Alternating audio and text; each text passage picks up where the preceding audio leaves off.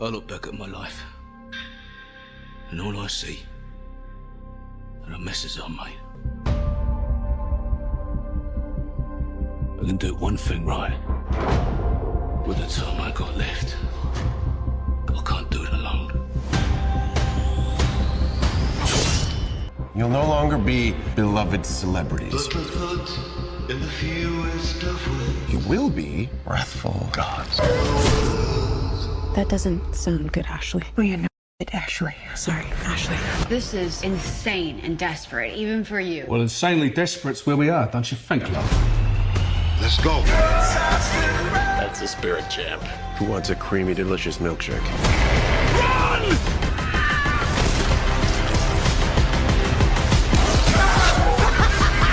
You're all welcome.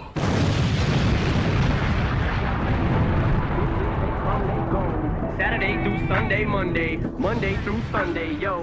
Maybe I'll love you one day, maybe we'll someday grow. Till then, just sit your drum on that fuck runway. I can't be your Superman, can't be your Superman, can't be your Superman, can't be your Superman. I can't be your Superman, can't be your Superman, can't be your Superman, your Superman, your Superman. Soldier Boy tough. Hey, I got this new dance for y'all called Soldier Boy. You just gotta punch, then crank back 3 times from left to right. Soldier Boy, I'm in it. Why me crank it? Why me roll? Why me crank that Soldier Boy? That Superman. Now why me crank that Soldier? Now why me crank that Soldier? Now why me crank that Soldier? Now why me crank that Soldier? Now what? Soldier Boy, I'm in it. Why me crank it? Why me roll? Why me crank that Soldier Boy? That Superman. Now why me crank that Soldier? Now why me crank that Soldier? Now why me crank that Soldier? Now why me crank that Soldier? Now what? Soldier Boy, I'm in it. Why me in it? Why me rock? Superman. Yeah, why me crank that RoboCop? Super friend, now why me jock? Jocking on them, hate them, man. When I do that Soldier Boy, I lean to the left, then crank that thing now. I'm jocking on you, I'm jocking on you. And if we get the fight, then I'm cocking on you. You catch me at your local party, yes, I crank it every day. Haters get mad, cause I got me some bathing days. Soldier Boy, I'm in it. Why me crank it, why me roll? Why me crank that Soldier Boy, that Superman? Now why me crank that Soldier? Hello. Hey, y'all. I am so excited to just talk to y'all. I don't even care what we're talking about. I'm just excited to talk to y'all. How is everybody doing? Of course, this is not a regular schmegular live. We are about to get into the boys finale and then some, because I was not here last week to recap episode 7. But before, all else, I just want to say thank you for the sky, the ground, the lights, the air conditioning, everything. Like, I am really appreciative of the fact that I can just hop on here and go live. And, I just pressed the button and it came on. We were not in the dark. Like, thank you guys so much for being here. And thank you so much for supporting me throughout this week, going into this second week. I can't say that everything is not perfect here on my end, but it's better. It's better. The lights are on and I am here. Of course, I am not only streaming on my platform, but my guests backstage as well. And I cannot wait to just get into this episode with them and just talk to them in general, because I missed you guys and I miss these 2 women as well. Breaking out my girl first in the back, Kay with the books because she is reading them. Soldier Boy was really up in his he was here. Kay, how did you feel about the finale of The Boys season 4? That's what I needed to see. Give me the carnage. It's what I needed to see. And then they teased us because they gave it to us at the end. But I'm gonna need more of that. The finale to be all season 5. That's I'm like, here they go. This is what we need right there. Okay, when I tell you, like, I was not prepared. Like, I was excited and mad for this finale all at the same time, because what y'all been doing, huh? I know I can speak for myself for at least them first 5, really 6 episodes. What were you guys doing, and why did it take us so long to get here? This is what we could have been here, but let's not be picky. Let's not be picky. I loved it, but I was just like, if we could have started and been here like episode 3 of this season, we really could have had a good season, but you know, it is This was what it the is. boys that we wanted right there. That's the boys that we fell in love with, and they teased us at the end. Child, it was giving us the girls in there. We're the boys. Last but not least, my girl is in the back with her super duper sweet perspective, and I know that she has one for this finale. Ashley, what did you think about the finale of The Boys? Too little, too late. Y'all played at my top. That's how I feel. That's how I feel about The Boys season 4. We could have cut out 50% of all that other foolishness. They could have given this to us episode 4 and made some stuff shake. But I mean, you know, better late than never. Right, late as hell. Like late. Like before we jump into I guess episode 7 and episode 8, I want to know y'all favorite. What was your one like favorite, like shocking thing about this season finale? I know for me, when you know Homelander did that little walk in the end and he went up to it, I say, "Oh my god, it's Soldier Boy!" I was like, "Oh, it's Soldier Boy!" I must have yelled so loud. I was like, "It's Soldier Boy!" I was so excited for that, and that shocked me because I did not expect that. What about you, Kay? What surprised you in the season finale? Kamiko. Oh, right. I was like, girl, you picked the wrong time, but you know it's traumatic. I can understand why you screaming, Kamiko. Not my man. Not when I just got him after Exactly. they played in our face. That's all it took was some love for you to start talking. That's all we needed this whole time was for you to have a man. Frenchie gave us some of that Frenchie, and she's been talking ever since. Ashley, what surprised you in this season finale the most? You know what? There's a couple things, but I want to say the thing that got me that I wanted to see more of was Ashley after she took the V. I was like, finally, Ashley. Like, I mean, we could do what we got to do to fight for our lives, but I wanted to see what kind of monster she turned into because I think she took the wrong one. I think she took the one that Victoria's daughter took. Exactly. She took that one that Huey Daddy took. Like, you know, it came from the same, you know, passage. And from Huey, we got to get into it. But from Huey's dad, it's like whatever you turn into is taking on the physical characteristics of you as a person. And from day one of this season, she's just been kind of low-key turning into this dominatrix monster of a woman. And it's just all like everybody's like slowly turning into a monster. I really think Ashley is going to be some slimy, grimy, disgusting creature. And I absolutely cannot wait.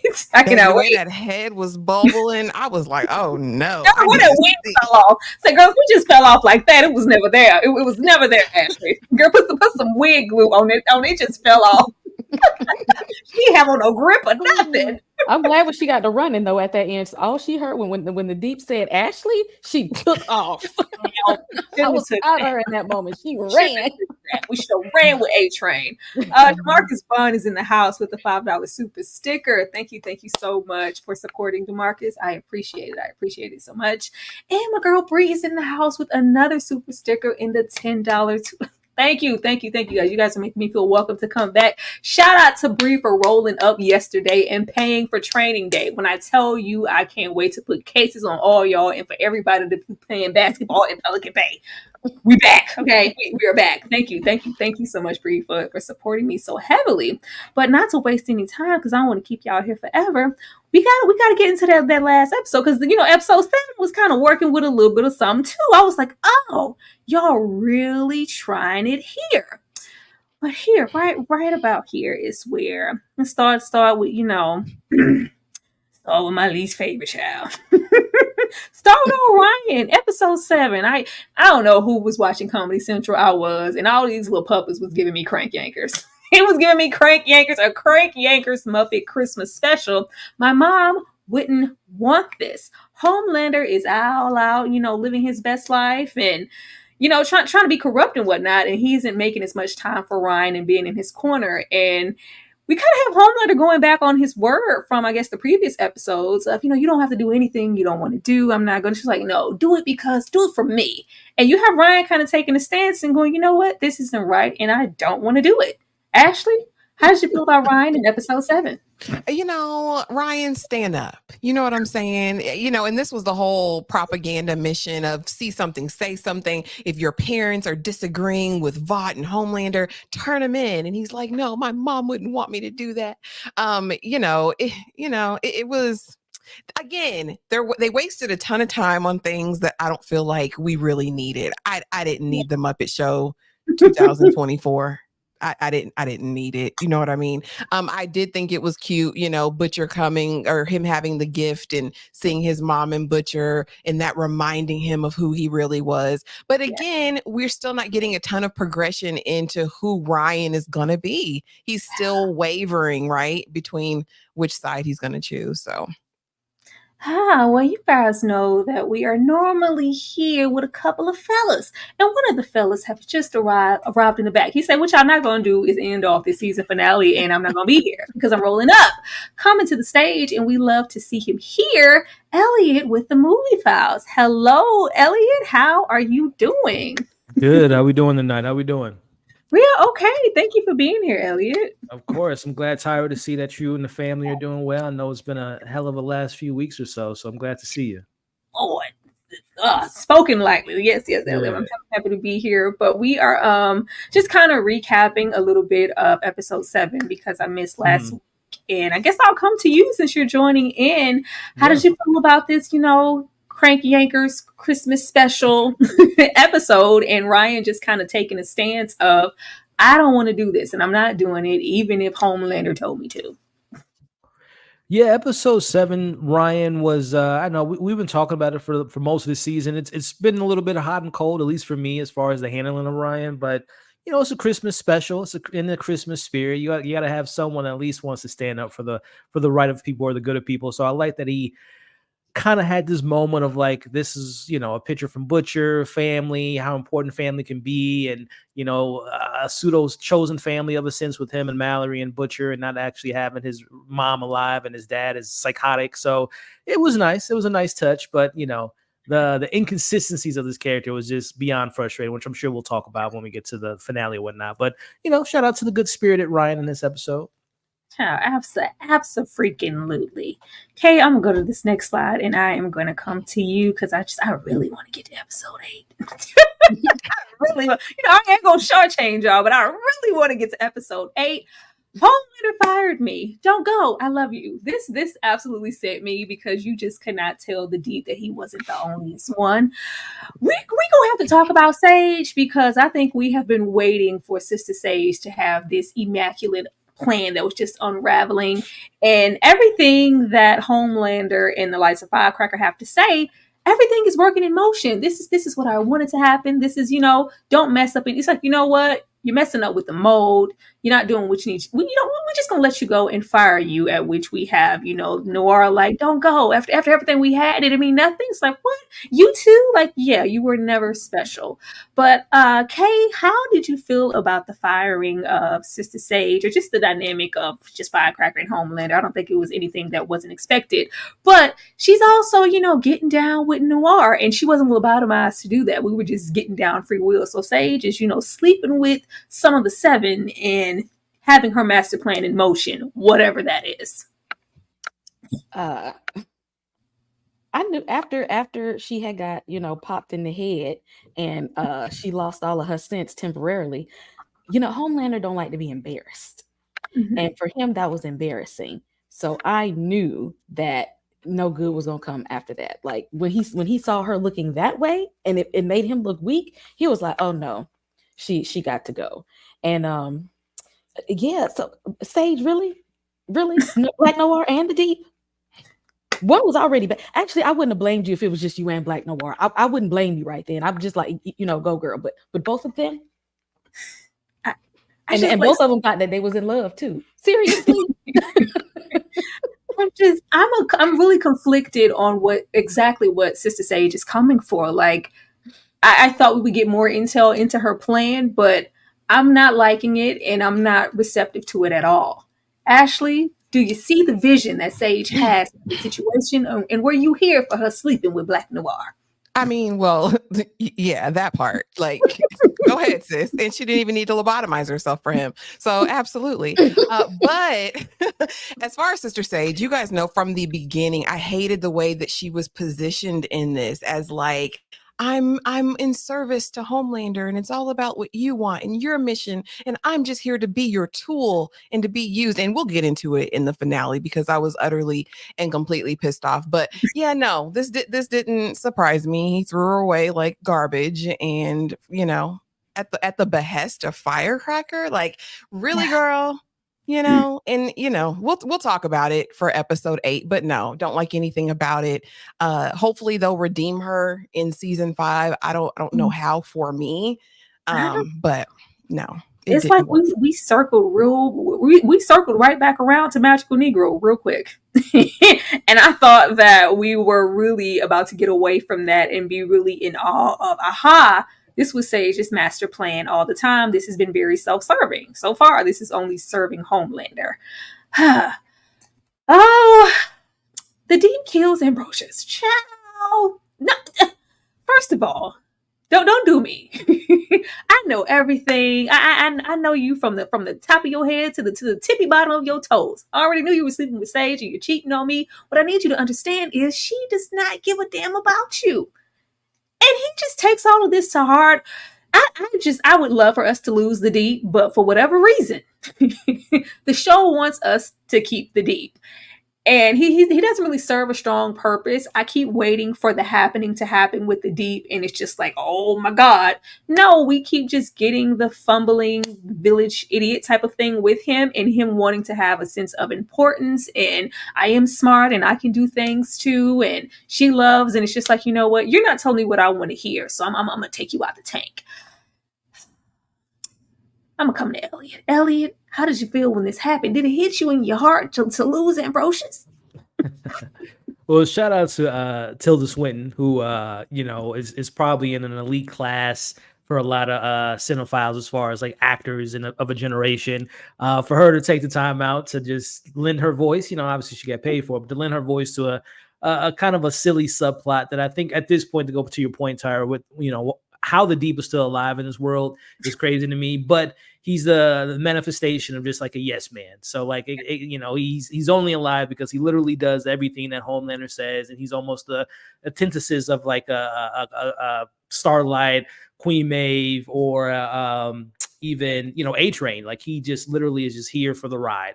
And I think whenever the show cuts to him, it's kind of is meant to be like levity, because when the boys is at its best, it can get dark. And as we'll talk about with season 8, with obviously the real world parallels going on. But, I think he's literally just at this point, the butt of the joke. Obviously he's the Justice League Aquaman of the group. So it's always the puns and the jokes and fall in love with this octopus. So that's honestly, at this point, I never take anything seriously when we get to the Deep.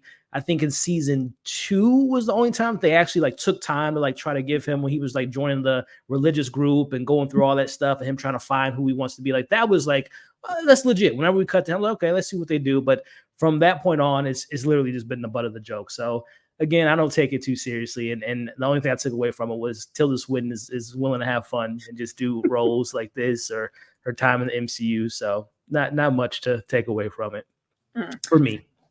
Ashley, I'm going to come to you. I have at least been waiting for Unhinged Deep to do something that's just so stupid that it harshly affects everyone. Like, only he can. We can't even get that. He's still, the funky and the follower. I'll do anything you want me to do, Homelander.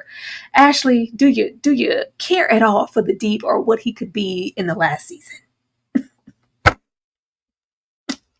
It's muted. And I'm running my mouth because I've had such a deep disdain for the Deep since season 1, episode 1, when he did Starlight, how he did her. He's a predator forever in my eyes, and I've wanted him unalived 100 times over. I could care less about him and his, weird, thick situation with Ambrosius. I'm glad she's gone too. He should have went with her. They should have left together. She offered, right? She told him. She said, "Let's go away to the Barrier Reef or something." Yeah, go with sis. Why don't y'all make that trip? And then after he unalives her, he now has this resolve. Homelander, I'll unalive whoever you want me to. Just get rid of, like, this is one of those characters we can just, give him time to write the main story. Kay, sadly, this is the only real love that he is ever going to have. Like, she genuinely loved this man. Kay, anything on this? He hooked up with a black woman 2 times. And he done just got emboldened Like she done told him, "Oh, don't let people talk to you like that. You need to stand on business. You the king of the sea." And he been puffing out his chest ever since. And she really ain't even want you like that. So ever since then, he done, because he was humbled for a little while. When he got let back into the 7, he was humbled. And then here comes Sage. Oh, I don't know why you let people talk to you like that. You strong and all this. And he's just like, "Oh, really? I am. And the smartest person in the world thinks that I'm brave and I'm powerful." And then now he treating the only person that actually care about him like crap. He could have put her back in the ocean and just let her go on about her business. But no, he had to show that he was a real creep. And I guess he want to be in his villain era. You've always been a villain. And we don't even know why you're still here. Like, you're not doing anything to help anybody right now. Just like Starlight, y'all are both just here. But what I wanted to know was, if we're sleeping with Black Noir in the deep, and there was supposed this be this, bigger grand scheme of plan, I thought the whole thing was to maybe, hopefully later on, manipulate these men into doing your bidding. We haven't seen any of that at this point. She just the vault pass around. Like, I'm not liking this look in this narrative at all.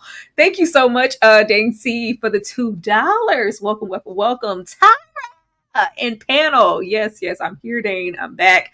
Thank you so much for supporting. And for old time's sake, I have to send the deep and Ambrosius off on a proper note for old time's sake, for the last time.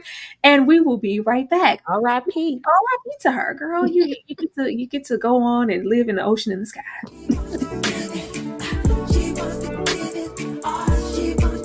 It's just a feeling. You have to soothe it.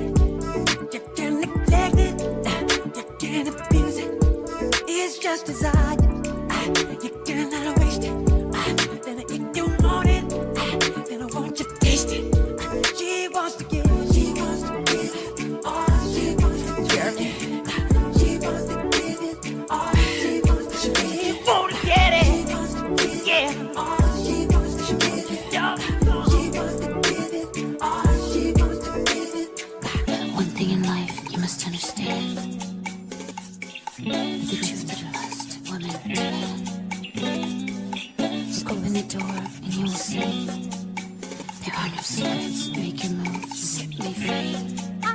Because there's something about you, baby, that makes me want to give it to you.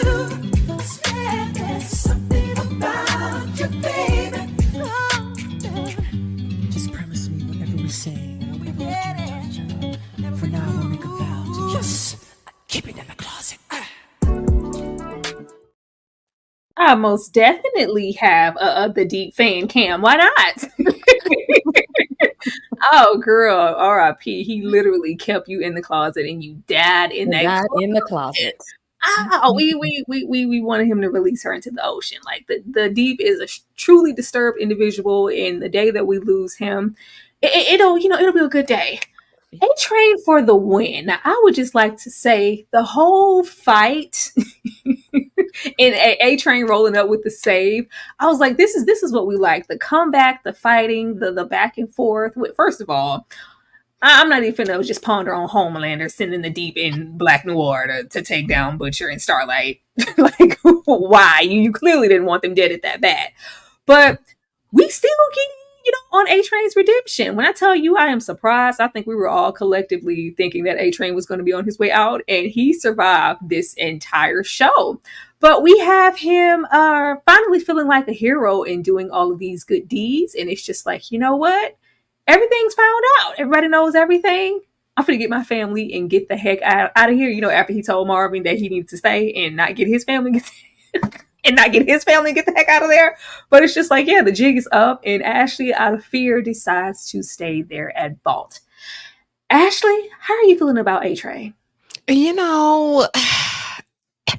Listen, you know how I feel. Like, I want everybody to win, and I am proud of A-Train. I think he's doing a great job at his penance, right, for his past crimes.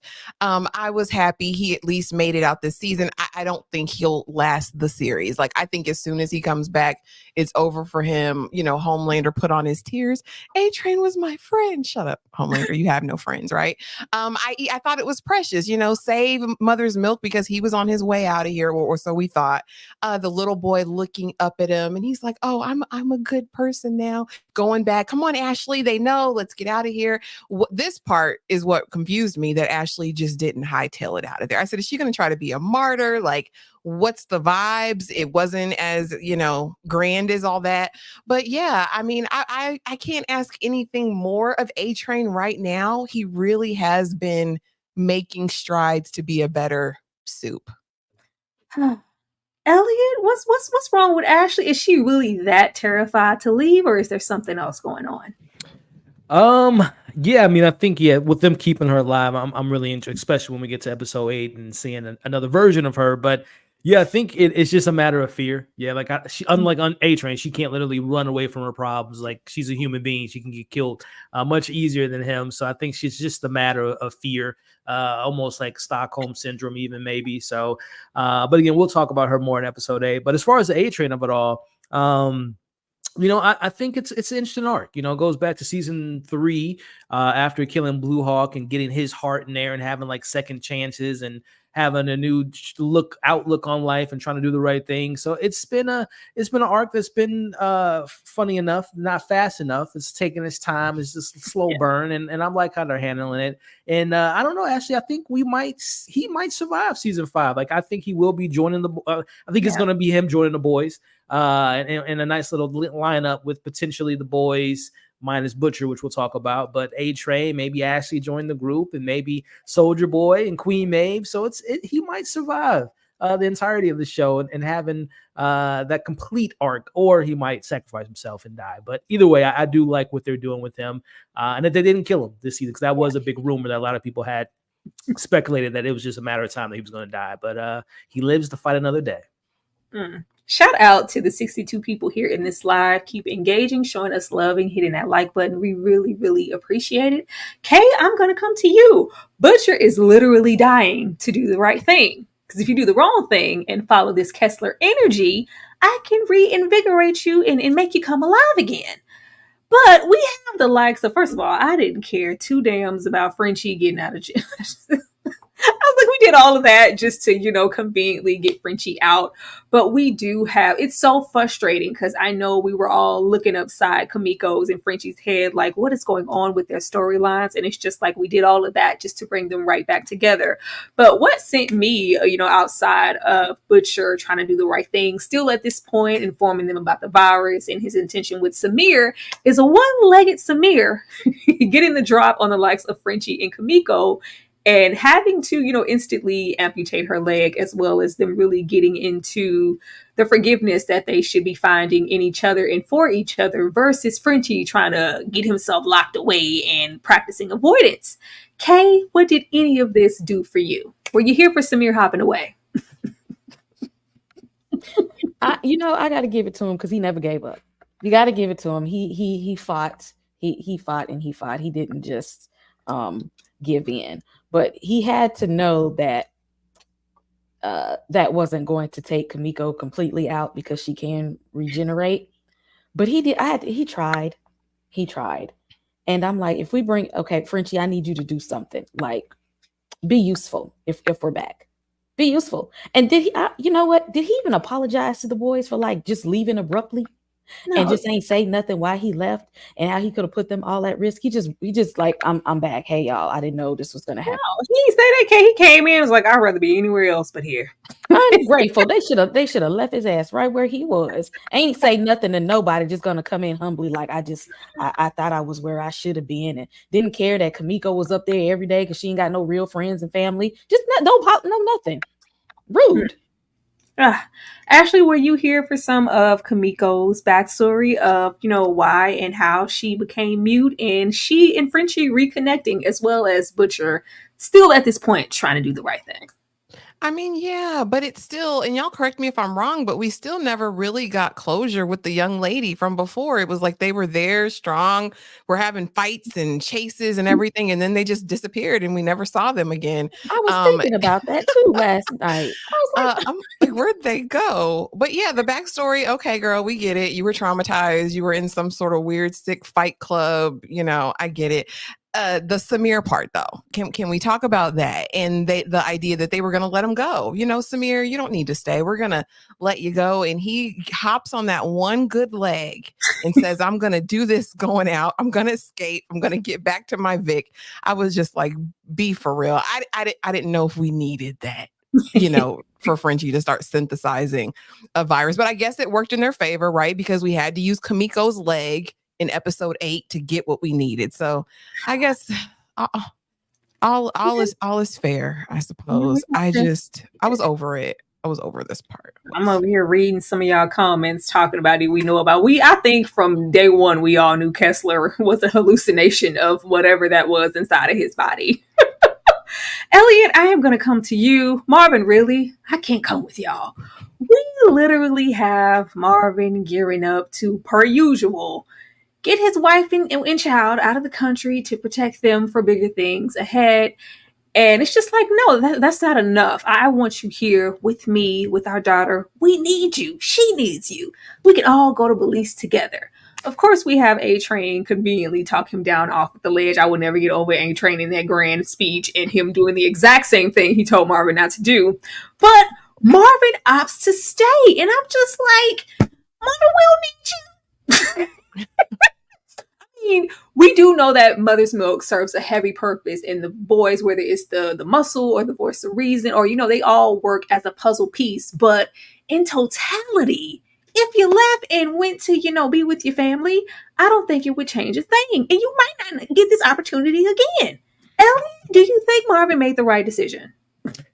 I think, sometimes this show, you got to suspend disbelief and just kind of go along with the punches, because on one end, yes, if he does leave, it's a clear shot to kind of have that peaceful life. But in his mind, like, he's fully aware of if Homelander gets what he wants, which is Vic in the White House, or as we'll talk about in episode 8, Homelander essentially running America, then there's really no place that he can run. And that's where A-Train says to him in apartment, like, bro, if you really think you can go and live a happy life, you're living in a dream, because they're going to get you if it comes down to it. So he had his moment of clarity, or not clarity, but he had his moment of happiness when his wife kissed him and said, I wanted to be back with a family. So that to me is his driving force of like, I want this, but I can't get this until I know definitively I did all that I can to protect my family. And that is going after Homelander. And, essentially, if you take down Homelander, you would assume that it's like the head of the snake, and everyone else will kind of fall in line and they can have some sense of order back.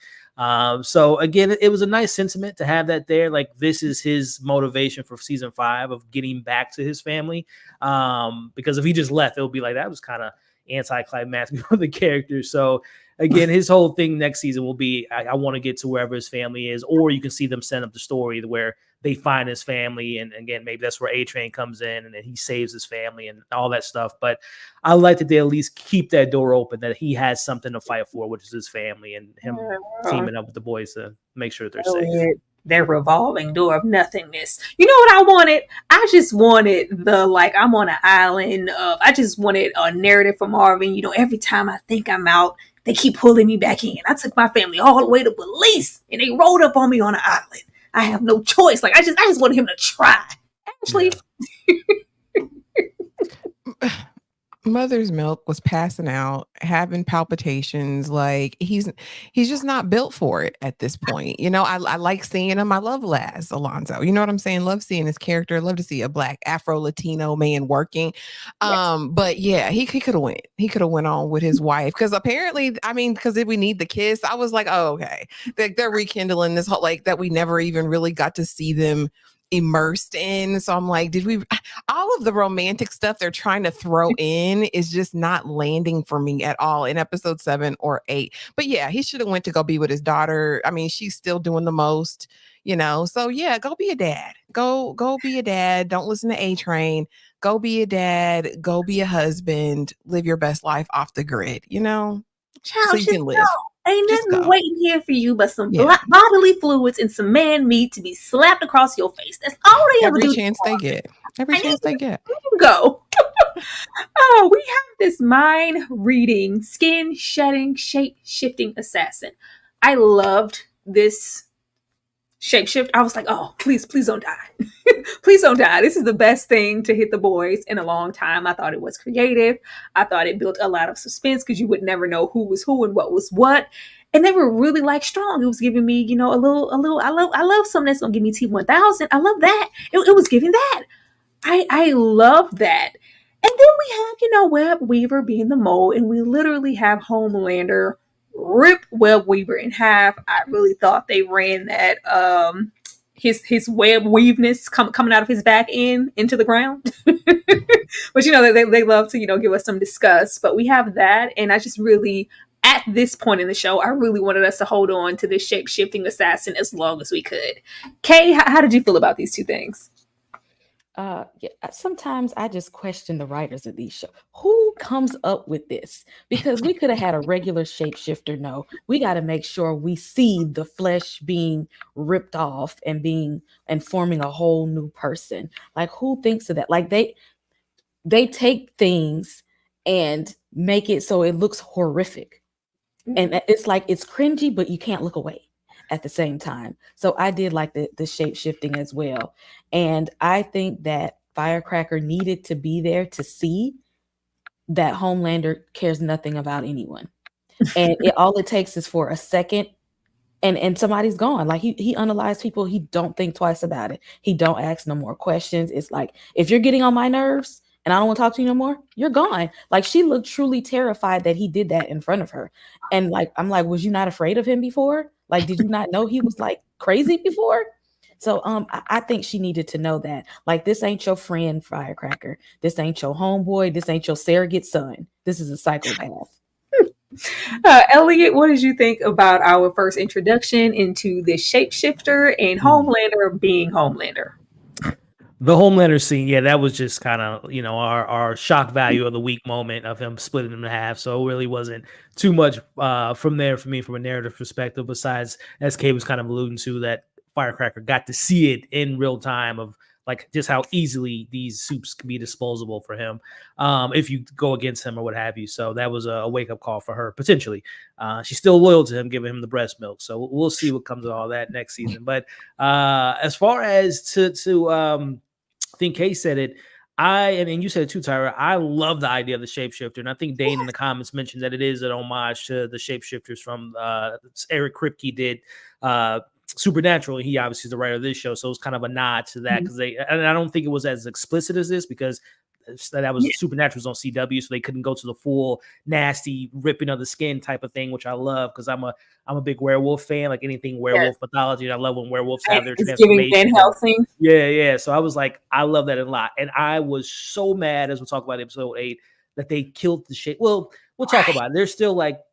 We'll talk about it. But I thought that out of all the things that Sage came up with, this was the best idea that she's came up with, to hire a soup that can literally be anyone. And you can, as the plan was, taking an identity of one of the boys, a la Annie, and blame it on them. Genius idea. So hopefully this is the second shapeshifter-ish. We first met the doppelganger in season 2. Now we have a shapeshifter. So I'm hoping that there is another type of shapeshifter out there to continue that narrative of like having someone that can infiltrate anything at any point, anytime. You don't know who it is. I love that idea. So hopefully this was just like I think that the shapeshifter might still, we'll talk about it when we get there. But yes, I thought that having them being involved was really cool. And it was a cool scene in general, and a really cool nod to the supernatural lore. Thank you, Dane C, for the $2. Mad they canceled the A-Train movie, right? I wanted to see Will Ferrell do his Will Ferrell-ness on screen. Thank you so much, Dane C, for the $2. Ashley, I'm gonna come to you, but I'm gonna ask you one question only. When you saw the shapeshifter and the capabilities, did it cross your mind at any point that the shapeshifter might be Huey's mother? No. Oh, that's where my mind went. No, I never thought in a million years that. That's where my mind went, because the shapeshifter is there to infiltrate and get information.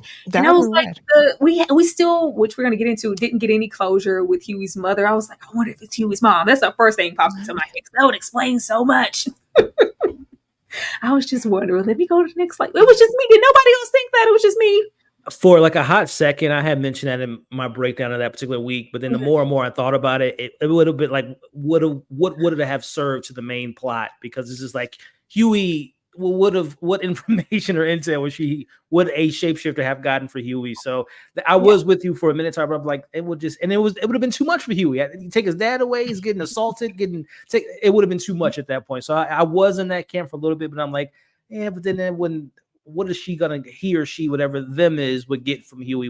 What intel would they need? No, but the only thing that did that for me was this isn't just your typical shape-shifting assassin.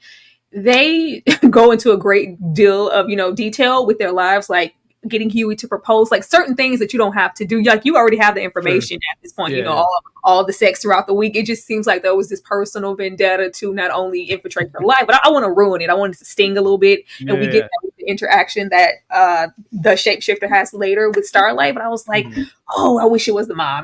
But it might not be. It might not.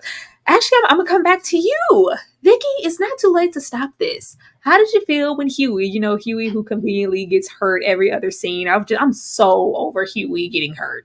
I don't want to see that. We didn't go to the ER for our hand. We rolled up on Vicky to give her a chance to cease all of this, and she rejects him. Did this do anything for you, Ashley? I hate to sound like a broken record, but absolutely not. Huey's at this point unredeemable for me. I don't think I'll have an affinity for him ever again. Like they have literally ruined him for me because first of all, Vic is in too deep. There's nothing that you can say, barring, your daughter's in danger, that she is going to, in some way change her mind about her plan because she's more afraid of Homelander than she is of anything else.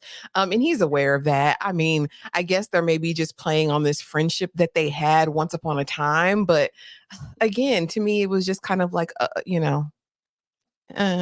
Child, they pushed that friendship real far, real far. Kay, did you think for 1 second that V might even consider what Huey had to say? For the sake of her daughter, I think like she entertained it, and she had a pretty good friendship with Huey.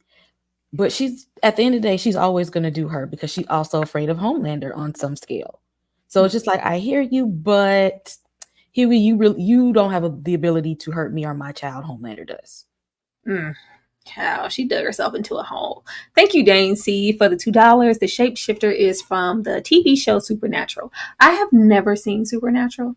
I don't know what I was watching with Supernatural. It's great. It's great. Up until a certain point, it ran way too long, and that's why Eric Kripke's like season 5 is it, because they ran Supernatural into the ground. But the first 6 seasons were really great. I'll check it out. I think because it was on the CW. Thank you, Dane. I think because it was on the CW, I was like, I'm not gonna watch it. But I was old school WB watching Charmed and whatnot. It wasn't giving what I needed to do, so I left the CW around that time. But it might be something to check out if we doing shapeshifters and whatnot. Yeah. Actually, I'm gonna come to you. Really, Huey? He says huggies. That's so befitting for you anyway. Because, this was from the moment prior to this, in this episode, I think from here we get into episode 8. From the moment that we have Starlight reaching out to her mom, and it's just like, you need to leave, and her mom's talking about expectations, and she goes into more length about why she didn't want to bring a baby into this world. And we have seen the state of Starlight forever now. We just coming in. She was disgusted by this her costume earlier. So, I don't want to wear the suit. I'm disgusted by it. I throw it out. But she has it on. Not only do we have it on, but we fulfilling fantasies. We are having sex on the fly. And I was like, as soon as she came in there and it was sex, I was like, that is not her.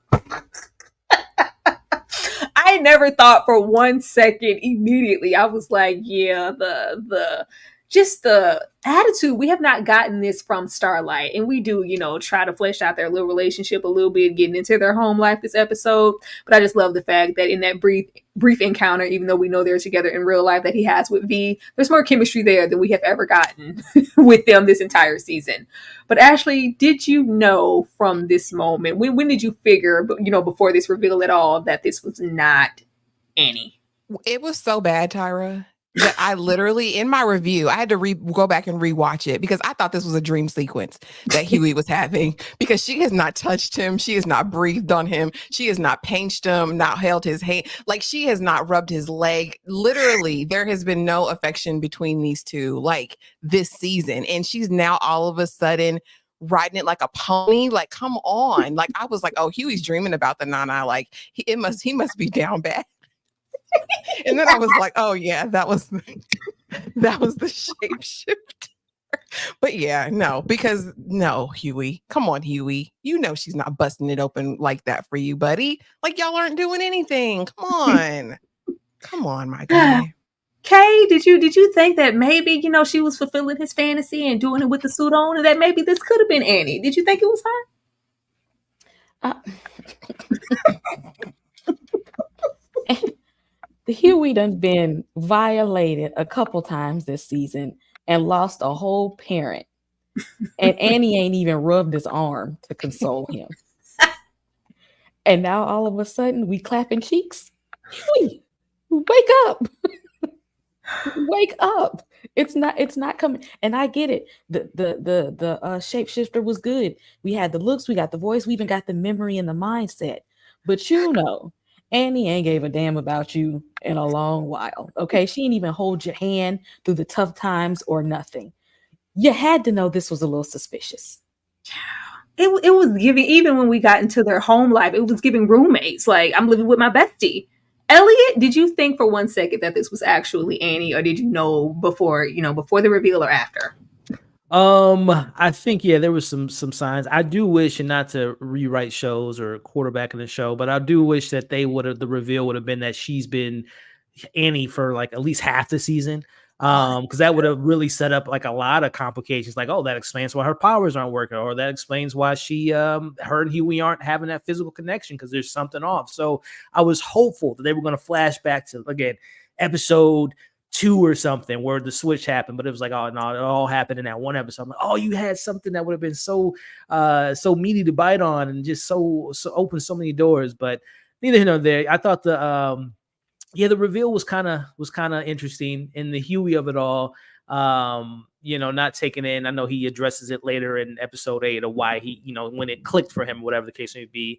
But yeah, we've been talking about it for weeks as far as like their lack of chemistry. And I don't know, we speculated, is it just to show the actors not feeling comfortable? Because as we talked about that Huey and Vic date in real life, but again, they're all professionals. I don't think that would have been the case, whatever the case may be. But it was just odd that, how it all transpired. And I guess going back to looking at the lack of physicality this season might be an end result of the abortion of it all. And like, she just maybe didn't want to get physical with him again and just didn't want to be in that physical mindset, because she made the decision not to keep the kids. So maybe that explains some of their lack of romance this season. But yeah, I was really hopeful that when they did the reveal, that it was like, she's been Annie for this whole time. Oh, so good. That would have been nice. It was just so good. And then Elliot, not Elliot, Annie, the way she tried to have an attitude later in the episode, like if it would have been like, I was missing y'all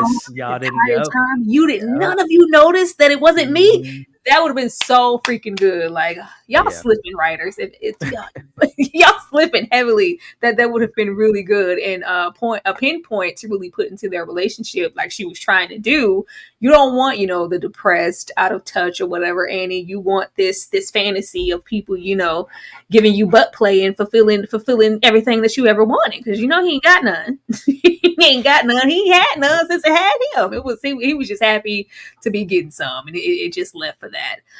Before we get into this episode, this finale episode, I'm going to show you guys some love. Shout out to the 78 people here in this live. We really, really appreciate you guys for engaging and getting in here and chatting it up with us. We will be right back. Keep hitting that like button and keep showing us some love. Guess I'm going to go over here to Marvin and his inner peace, because clearly he don't want none if he keep going back to the boys. I gotta find peace of mind. I know now I have to face. I gotta find peace of mind. Please don't let me disgrace. He says it's impossible. The temptations of my past, but I know it's possible. Will my devotion hold me without him. Please help me forget about him. He takes all my energy. Trapped in my memory. Constantly holding me. Constantly holding me. I need to. Shout out to Marvin. He don't love the people. Okay. I'm sick of it, Marvin. We understand, Marvin, but if you decided to go find your peace of mind and beliefs, I would have been here for it. But getting into the finale, damage control and PR. I take responsibility for racism. We don't have to dwell on this. I just thought this was so funny. I just thought this was really, really funny to just even get into them doing damage control for just the image that's been out there, and also letting us know that they canceled A-Train's film. We know why. I'm gonna go ahead and skip this. I just got to bring up though, the funniest part to me was the canceling the film, because it was commentary on the Batgirl film being canceled because WB Reasons was a tax write-off. That was the funniest part to me because of the satire of it all. Yeah, just even the satire with these parodies for shows like Good Morning America, the campaign of I take responsibility, like they poke fun. Nobody's safe. The boards are kind of right over there with South Park as far as where they are willing to go with calling certain things out, but just the canceling of everything, like it's very tongue in cheek, and I loved it. It was really, really funny. But when we have the likes of the Deep saying, you know, I take responsibility for it. I wanted to throw something at the TV. I thought that was really, really funny. But leaving this here, we won't get to see Will Ferrell, train A-Train. Training, bringing up A-Train.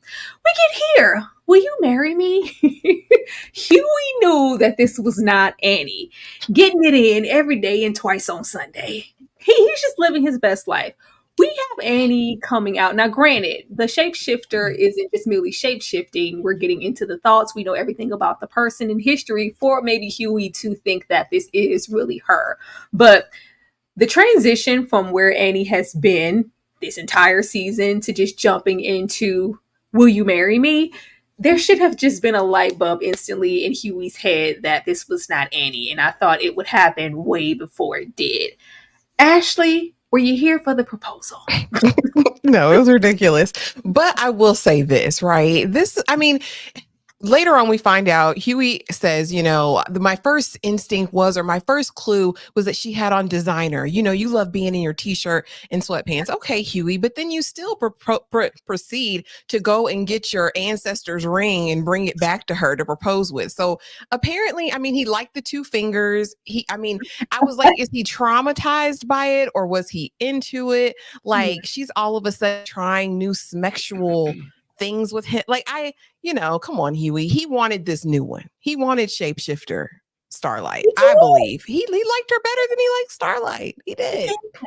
I thought this would bring up more questions. All the instant forgiveness we got later in the episode, and you're going to get tested. I was like, no, this is really bringing up some judgment issues in our relationship. The fact that you had all those burning ideas of, maybe this isn't Annie, and you didn't pounce on them until this very moment because you were enjoying the Annie that you have. Like, we have issues in this relationship, clearly, and we just instantly forgive him. Okay? When he said I'll be right back, I just knew it clicked for him, and he was about to come back with a pistol. I thought he was like, I was like, come on, Huey, let's blast her. And he come back with a ring. I was like, I know you lying. you got to be lying. When has Annie this whole season been this giddy and happy like that? She don't even look at him like that. Like, he was literally living a fever dream, and it's like, and I feel bad because I feel like he wants that from Annie, and he's longing for that, and he's not getting it. So he was just probably trying to hold on to just a piece of, like, she sees me again now, like we're cool again. Elliot. Yeah, this is some of the one of many of examples this season of kind of the shortcoming in the writing department, because there's so much that could have been handled with just all the psychology of number one, the world might be ending, so forget it. Let's just get married type of mindset. Number two, I mean, he just lost his dad, the coming back of his mom, the being the Tech Nine of it all. Like, he's been through a whirlwind, but we haven't seen it on screen. And it's just like there's so much you could have gave Huey to address why he was so blinded by the fact that I think at this point, chronologically, they've been together for maybe 2 years if we follow within the world of the boys. So there's enough time that has been spent with them that he should be able to know an imposter versus his real, Annie January. So I just think they really missed the opportunity to kind of show his really where his mindset is. That all the stuff he's been dealing with so far has completely thrown him off to just notice something that's right there. But instead of just kind of chalking it up to, what it was, I'm getting action. So I'll just dismiss how my girlfriend has felt this whole episode or this whole season so far. So this is, to me, was just a poor writing example of just like they could have handled this so much better. And they just decided to just use it as a joke, as some people mentioned in the comments earlier, like just the handling of Huey and the lack of like addressing his, vulnerability of being Tech Nine, almost killing him and everything that went through with that. And obviously everything of like the mental of sleeping with, like, what's the psychology of him sleeping with someone that's not his girlfriend? Like, that's almost reminds me of the big debate that everyone had with Wonder Woman 84 of how Wonder Woman was sleeping with someone else's body, but the Trevor character really wasn't there. Yeah. So there could have been a lot to explore, but instead they just use it as a kind of a joke and more or less. So shortcomings for sure. With your storyline, and it could have been the, hey, Annie's been this shapeshifter this whole time. This could have been an out for them to break up. They could have broken up. Which they should have seasons ago. And honestly, I would have been okay with Vic and Huey having a little bit of romance for the friendship angle, because he could have been the new stepdad. They could have played with that. They should have did that last season. That would have been interesting. They would have made the dynamic with him and Homelander and the so ending much more complicated. Yeah. So if y'all are looking for somebody, to write on the show, me and Elliot said, "What's up?" We said, "What's up?" Well, we don't even charge them prices. Come on down. Like, the price is right, and Pinky Girl and you got up because y'all clearly need some help. Okay. Frenchie's back. Frenchie's back, and he's being Frenchie. Frenchie's just okay now. We have him completely descend down into the abyss of nothingness and drugs, and to the point of having himself, committed. And I just rather be behind bars than be here. It's just like, no, he's resourceful, getting that virus together, Frenchie again. And I want to love Frenchie so much again, but they just they soured me on Frenchie to where I'm just like, Frenchie could have been this Frenchie episode 3. Ashley? Yeah. This whole kind of, let's get him to synthesize the virus. Okay. In every 2 seconds. Is it ready yet? Is it ready yet? Is it ready? I was really annoyed by that whole situation. I'm like, it's not going to get ready any faster, my guy. Yeah. Frenchie does not have the, he just doesn't have it anymore for me. Like, his character is giving nothing. Again, another character that they ruined for me. Along, and we'll get to, I guess, the whole like little love thing with him and Kamiko. Like, another, to me, that's a lost opportunity. We could have worked on that at the beginning rather than have Colin in the mix. It's like they just did stuff just to do it, and like that's the part I'm not a huge fan of. But yeah, and I really liked Frenchie. Frenchie was one of my faves. He was like in my top in the first couple seasons, and now it's just and we knew this, right? We knew, okay, Samir's not gonna synthesize the virus. They're gonna have to get Frenchie at some point. That's why he's still alive. He's going to help them in some way, but it was no payoff for me with it. I didn't feel any satisfaction in his scenes at all.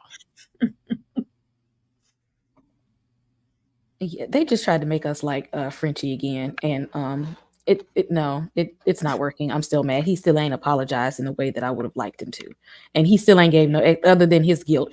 Everybody got guilt. You ain't the only person that has killed people. Everybody's hands are dirty at this point.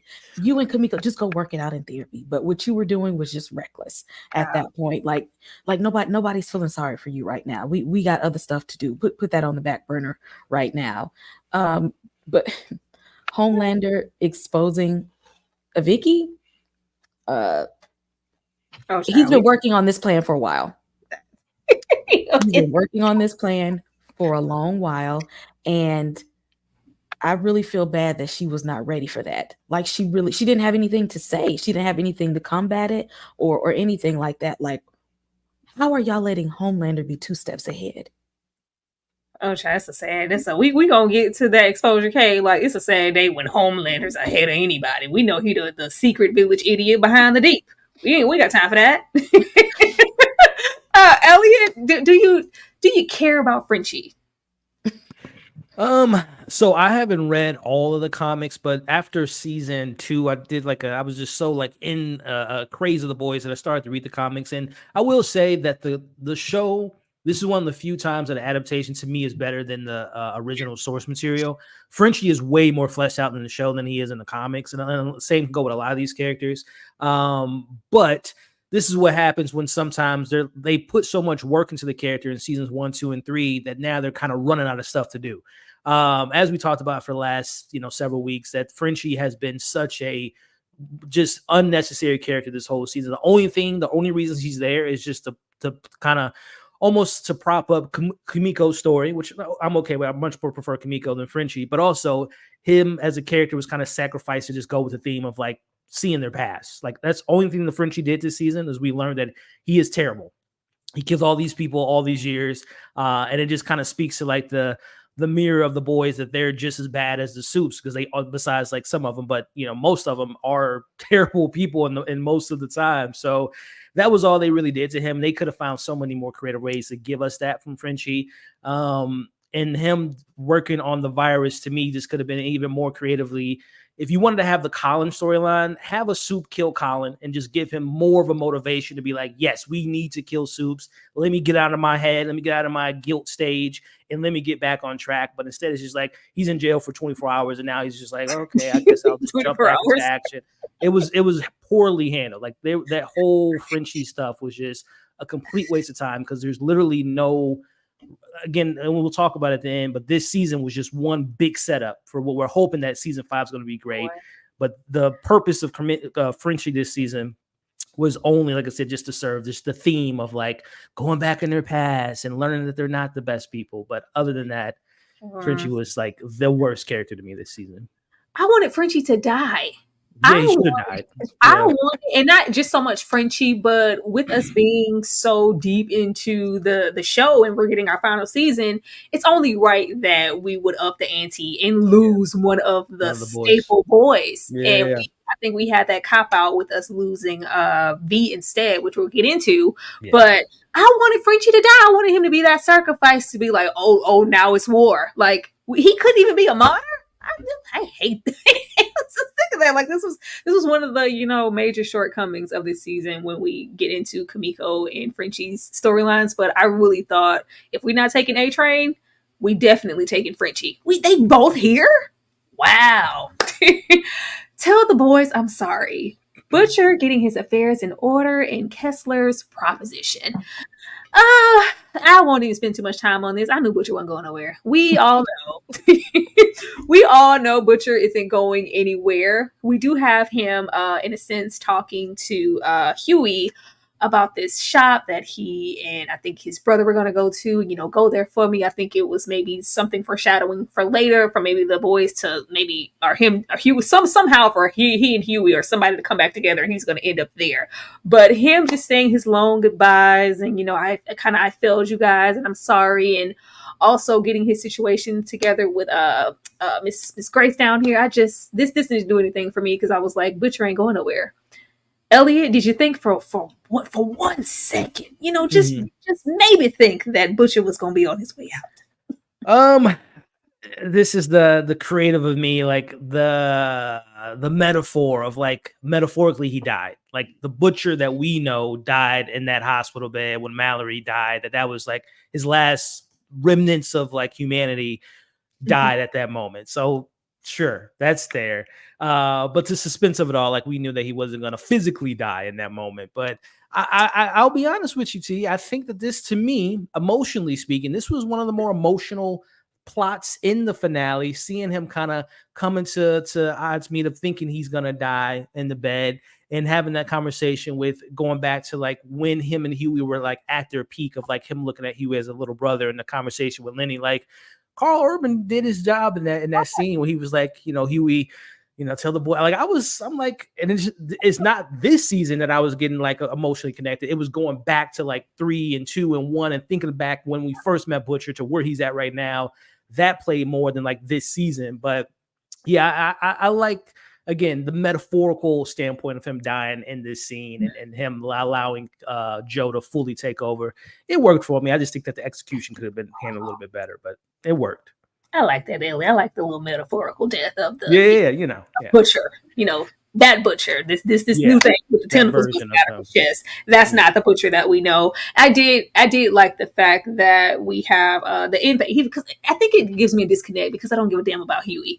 Him, potentially losing somebody else. I already lost my dad, and but you see that butcher's been. I thought it was cool that he's been blocking his phone calls and ignoring them the same way that he was doing to his dad. And it's just like, once again, I'm kind of losing a father figure, but nevertheless, I don't give a damn about Huey. Ashley. Yeah, I liked how it was played on Butcher's end, not so much with Huey. And it could be maybe because he's been experiencing a ton of loss, like he's the perpetual victim. So maybe, but I mean, other than him tuning up his face, which we see him do all the time, I didn't really get like, oh, the emotion of losing Butcher. Like Butcher's literally saying goodbye. Like, this is it, buddy. Go to the topless steakhouse for me. It's over. And Huey was like, okay. And then it was like, oh. And I just, I would have wanted more. And Grace comes in very callously. I was like, okay, Grace, like you see your good guy going out and she's just to the highest level of passivity. And I was like, well, okay.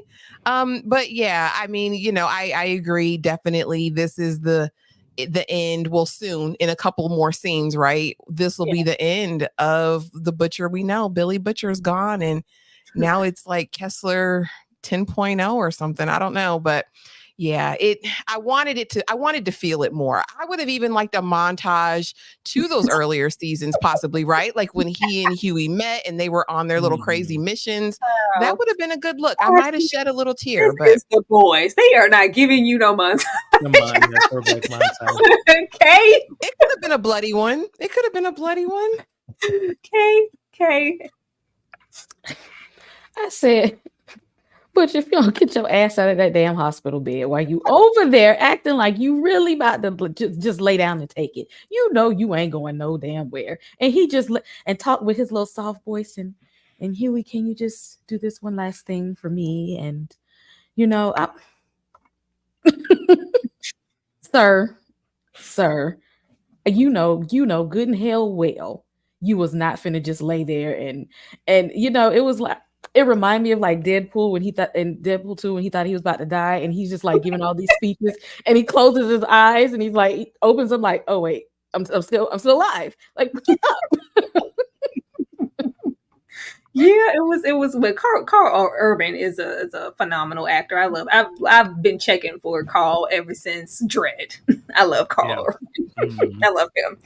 Underrated film. Go watch Dredd. Oh, it's great. But, yeah. R.I.P. to the old Butcher. I love this scene. I was like, all right, Ryan, we finna get a standoff. Yeah, hit him with them laser eyes, but we ain't do that. Family portraits and Father Time. Homelander's inability to control anything. The acceptance chip that is on his shoulder. Now we have Homelander find that good old family portrait and he acts out like the child we know he is, destroying the apartment and burning up the flag, which was a whole big symbol. Like not your breastfeeding flag that we see every time you get some titty. Like, oh, he's like, this is over. I'm tired. I'm done. But we have him just really go in on Ryan at this point and, come here. That's in order. I was like, okay, I thought this was going to be like a wake up call for Ryan, like, oh, this isn't what, I thought it was. I keep, getting two sides of you. One moment you're telling me, oh, it's going to be different with me. I'm not going to make you do anything you want to do. And there's going to be all this free will. And now you're telling me to come to you and it's in order and you're upset because I'm your father and he's not. If it wasn't going to be a standoff, I just wanted Ryan to have like, you know what? You aren't who I think you are. I'm leaving. It's never what I think it is with Ryan, and it's unfortunate because I want to like you, Ryan, and I still don't. Elliot, what did you think about this scene? I was hopeful that maybe we're gonna see Ryan and his dad maybe have some like physical confrontation just to let us know where his levels of power is. So far, we've only seen him kill humans. He killed his mom. He killed the stuntman and Mallory later in this episode. But I want to see like him. How does he test up against like an actual soup and someone as powerful as his dad, Homelander? So I was hoping that we were going to see a little bit of, like I said, physical confrontation. And if I and again just switching scenes, like I almost wish that this scene was later in the episode where we see him now going back to Vought after learning that that Homelander did what he did to his mom. That would have been more of an impactful moment of being like, okay, now we can see if Ryan's really about that life. But the placement of it it was okay. It was all right. Cause it opened the door of just more and more signs of this. My dad's unstable. It's not a safe environment. This man is literally burning his own stuff just from a photo. But again, I just wish narratively it would have been placed differently where we can actually maybe see a tease for what's to come in next season, which I think we're all confidently can agree that we will see Ryan versus Homelander at some point in season 5. But I wish the scene would have been like a little tease of that, of them like again lasering each other, or Ryan pushes his dad and Homelander. It's like, oh, I didn't know you were strong. Like I know you were my son, but I didn't know you were at that levels yet. But yeah, again, as I mentioned when we were talking about episode 7, and just the season in general, I thought Ryan was just like a MacGuffin this season. Really didn't have like the best drawn out motives and character growth and development. He was just kind of stagnant the whole season for me, and it was just like, oh, I'm leaning this way, or it just didn't flow well for me this season. But hopefully, we see Ryan continue to grow, and I would love to see this actor like continue within this universe and maybe see him in Gen V at some point if they ever cross that over. He need to go find himself. Something. I thought it was going to be like a little standoff. I thought it was going to be like, and I told y'all how I feel about anime, that inner dialogue. Yeah. Anime, like, he's stronger. I'm better. Oh my God. Oh my God. Like, he's because we're dealing with these gray hairs. Like, this jar is even fuller than it was in the beginning. And it's just like, I'm older. So to have this, born soup who's stronger and kind of better than me in every way, and he's giving me a little run for my money, and he's a team. That would have been like a really like dagger at Homelander for him to in the future be that competition that we know he's considered Ryan to be this entire time. I didn't mind the scene coming first because for this situation to happen and then for you to go and I kind of like it there. I don't know if I want to leave yet. I was like, what after this? I was like, okay, that is letting me know that something's really disconnected with Ryan. It's not so much, he's just indecisive and he's young. Like for him to say, I like it there and I don't know if I want to leave my dad after this. Oh, you're a little unhinged too. Ashley? Yeah, I wanted well, what I was hoping from this scene that we would get was that he would actually see the monster that his father is, right, towards him. Like, so I wanted to see a little bit more aggression from Homelander as it relates to Ryan, but again, Ryan hot-tailed it out of there. Like a push, maybe he zapped him a little bit or something, not to take him out, but something to where when Grace delivers all that information right to him, he's like, you're right. Like, that is my dad. But of course, the boys, they're not going to make it that cute and they're not going to tie it with a bow for us. But it was kind of anticlimactic for me. I'm like, okay, the whole apartment's on fire and that's it. Like, you're just going to run away. We're not even going to get any deep conversation really in this. But yeah. And the public hairs are disgusting. And he even says it. And I'm like, how are you saying it's disgusting, gross. Homelander? And you're the one providing this jar full. Like, say it. I want Ryan to give him a couple more to put in there. Can I ask a question to the panel? How was Ryan getting from point A to B throughout this entire season? Was it me? Was he just flying everywhere? Was he taking an Uber? Like, how was he going from?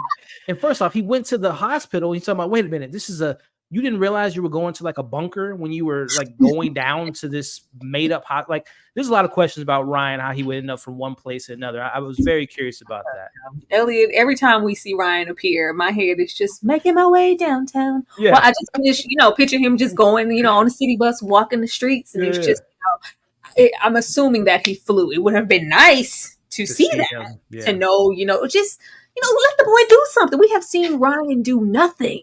Anybody else? Well, how y'all think Ryan was getting around? I think he flies too. And it'd be awesome to see it though. Like it'd be awesome to see, like you guys said earlier, kind of the extent of his powers. What can Ryan really do other than unalive humans? Like we've seen him toss a couple people.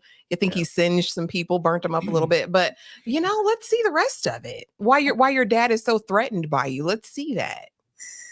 I think he flies. Packing heat. We know it, but he holding on to it for dear life. Kay, how you think Ryan getting around? Is he taking the city bus? Is he on the metro? I don't. For all we know, he could walk through walls and teleport. They ain't even told us the extent of his powers. Like we don't know. We don't know all that he can do at this point. And if we can get past the teen angst, which I really hate in all films, I hate teen angst. If we can get past that, then maybe we can further see where he is at right now. Where is he at with his powers? And at some point, he's gonna have to pick a side. Because he's leaving Homelander over there with Butcher. Then he's like, no, I don't want to be here. Then I want to leave here. At this point, there's no gray area. Ryan, you're going to have to pick a side. Okay? Because you bouncing back and forth, and Homelander's mad at you now. Butcher is mad at you now. So you're going to have to do something. This teen ain't going to have to be pushed to the side. I need you to push out some of those powers and show us what you can do, or just go somewhere and sit down at this point. Sit down. Because I know we're all kind of assuming it's Homelander's sons. He's displayed. He might have all kind of things in artillery that we don't need. Yeah. Just like Homelander could be like, even at this moment, it would have been like, I didn't know you could do that. I can't do that. Like that would give us something, y'all. I mean, let me not complain because this was one of the better episodes this entire time that we've been dealing with this season. But y'all, come on. I mean, I think the show sometime. Well, hopefully they'll explore in episode 5 or season 5. But he's the first naturally born soup. Yes. Like they haven't even put an emphasis on that yet, and we haven't seen the extent of his power. So there's like a whole thing to explore with him. And I'll just say one more thing. I would have going back to and we'll talk about Sage, but wouldn't it have been so cool or unique or interesting to have Sage be instead of for sleeping with the Deep and Black Noir that went nowhere? Sage should have been talking to Ryan. Like behind the scenes, closed doors, trying to whatever her secret plan is, if she does have one, they should have planned to see you of her and Ryan having these little conversations. And that would explain why he maybe likes to stay at VOP, because Sage is the one that kind of treats him like an adult, or treats him like nothing. Elliot. Yeah, I wish they would have nothing really here. So you know what? Because he said, I like some of it. Him and that little what do you like about it? Yeah. Me off. I like some of the things there. So far, Ryan has liked, don't you like the milkshakes that he brought you with the Cheerios? He has liked nothing here. I don't understand what's keeping him here. And we haven't, I don't feel like we've gotten enough of Homelander to be like, you know what? Look at all this growth Homelander is having as a father. Oh, please. That's not there either. If they weren't gonna give us this standoff, don't give us that at all. But I guess they're doing this just to show that as we know later, Ryan isn't confident in his powers yet, and he's stronger than me. I'm not, I could never take him on. Maybe we're building up for next season to have, rising up back on the street. We're gonna have Ryan, training and trying to get himself together for Homelander. Boo-hoo, poor Annie, poor me. I'm the only good one. I love this. I love all of this. Self-reflection time. When I tell you, I hope that this shape-shifting assassin is still alive. They better be, because this would be a waste of a character. And the rate that this show has been disappointing me, I don't put it past them to kill this character off. I loved every little bit of this conversation because Annie is every bit of everything that the shapeshifter had to say. And I was just waiting. I was like, Annie, if this doesn't push you out of your little, rut to, be stronger within yourself and get back to maybe that Annie that we know in your powers, I don't know what will. But I did like the just the whole reflection. She's literally talking to herself.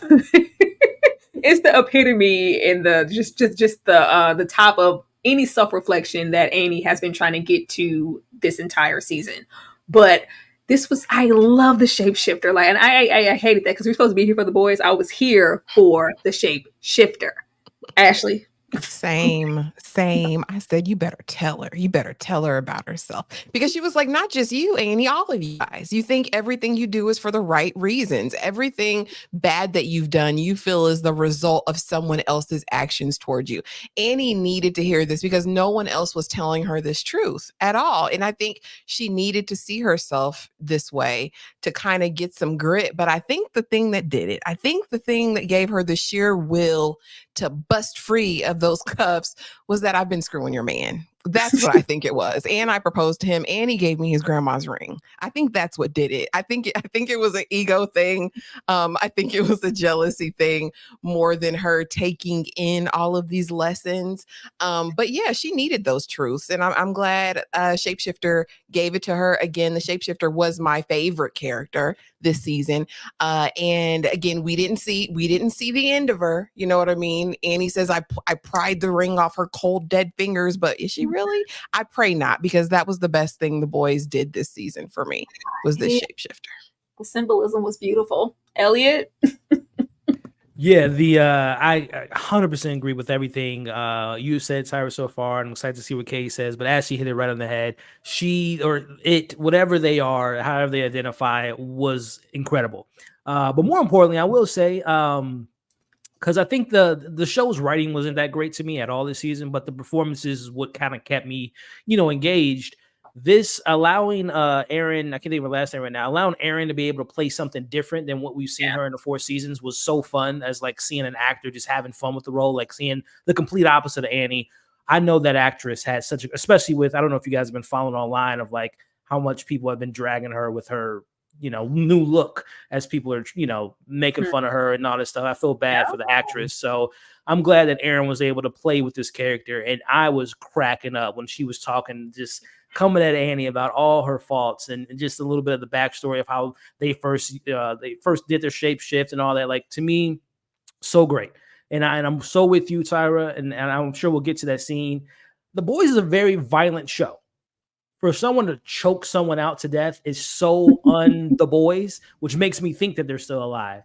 So I'm hoping that we get more of the shapeshifter, because scenes like this, like I would love to see, some other MM have like a self-reflection of someone telling him about himself, or Huey, or anything. I will, or Homelander again, because even Homelander had his self-reflection kind of in season 2 with the doppelganger. So I am very much a fan of this character, Shapeshifter, and even more so, I'm very glad that Erin was able to get that opportunity to kind of play the opposite of herself.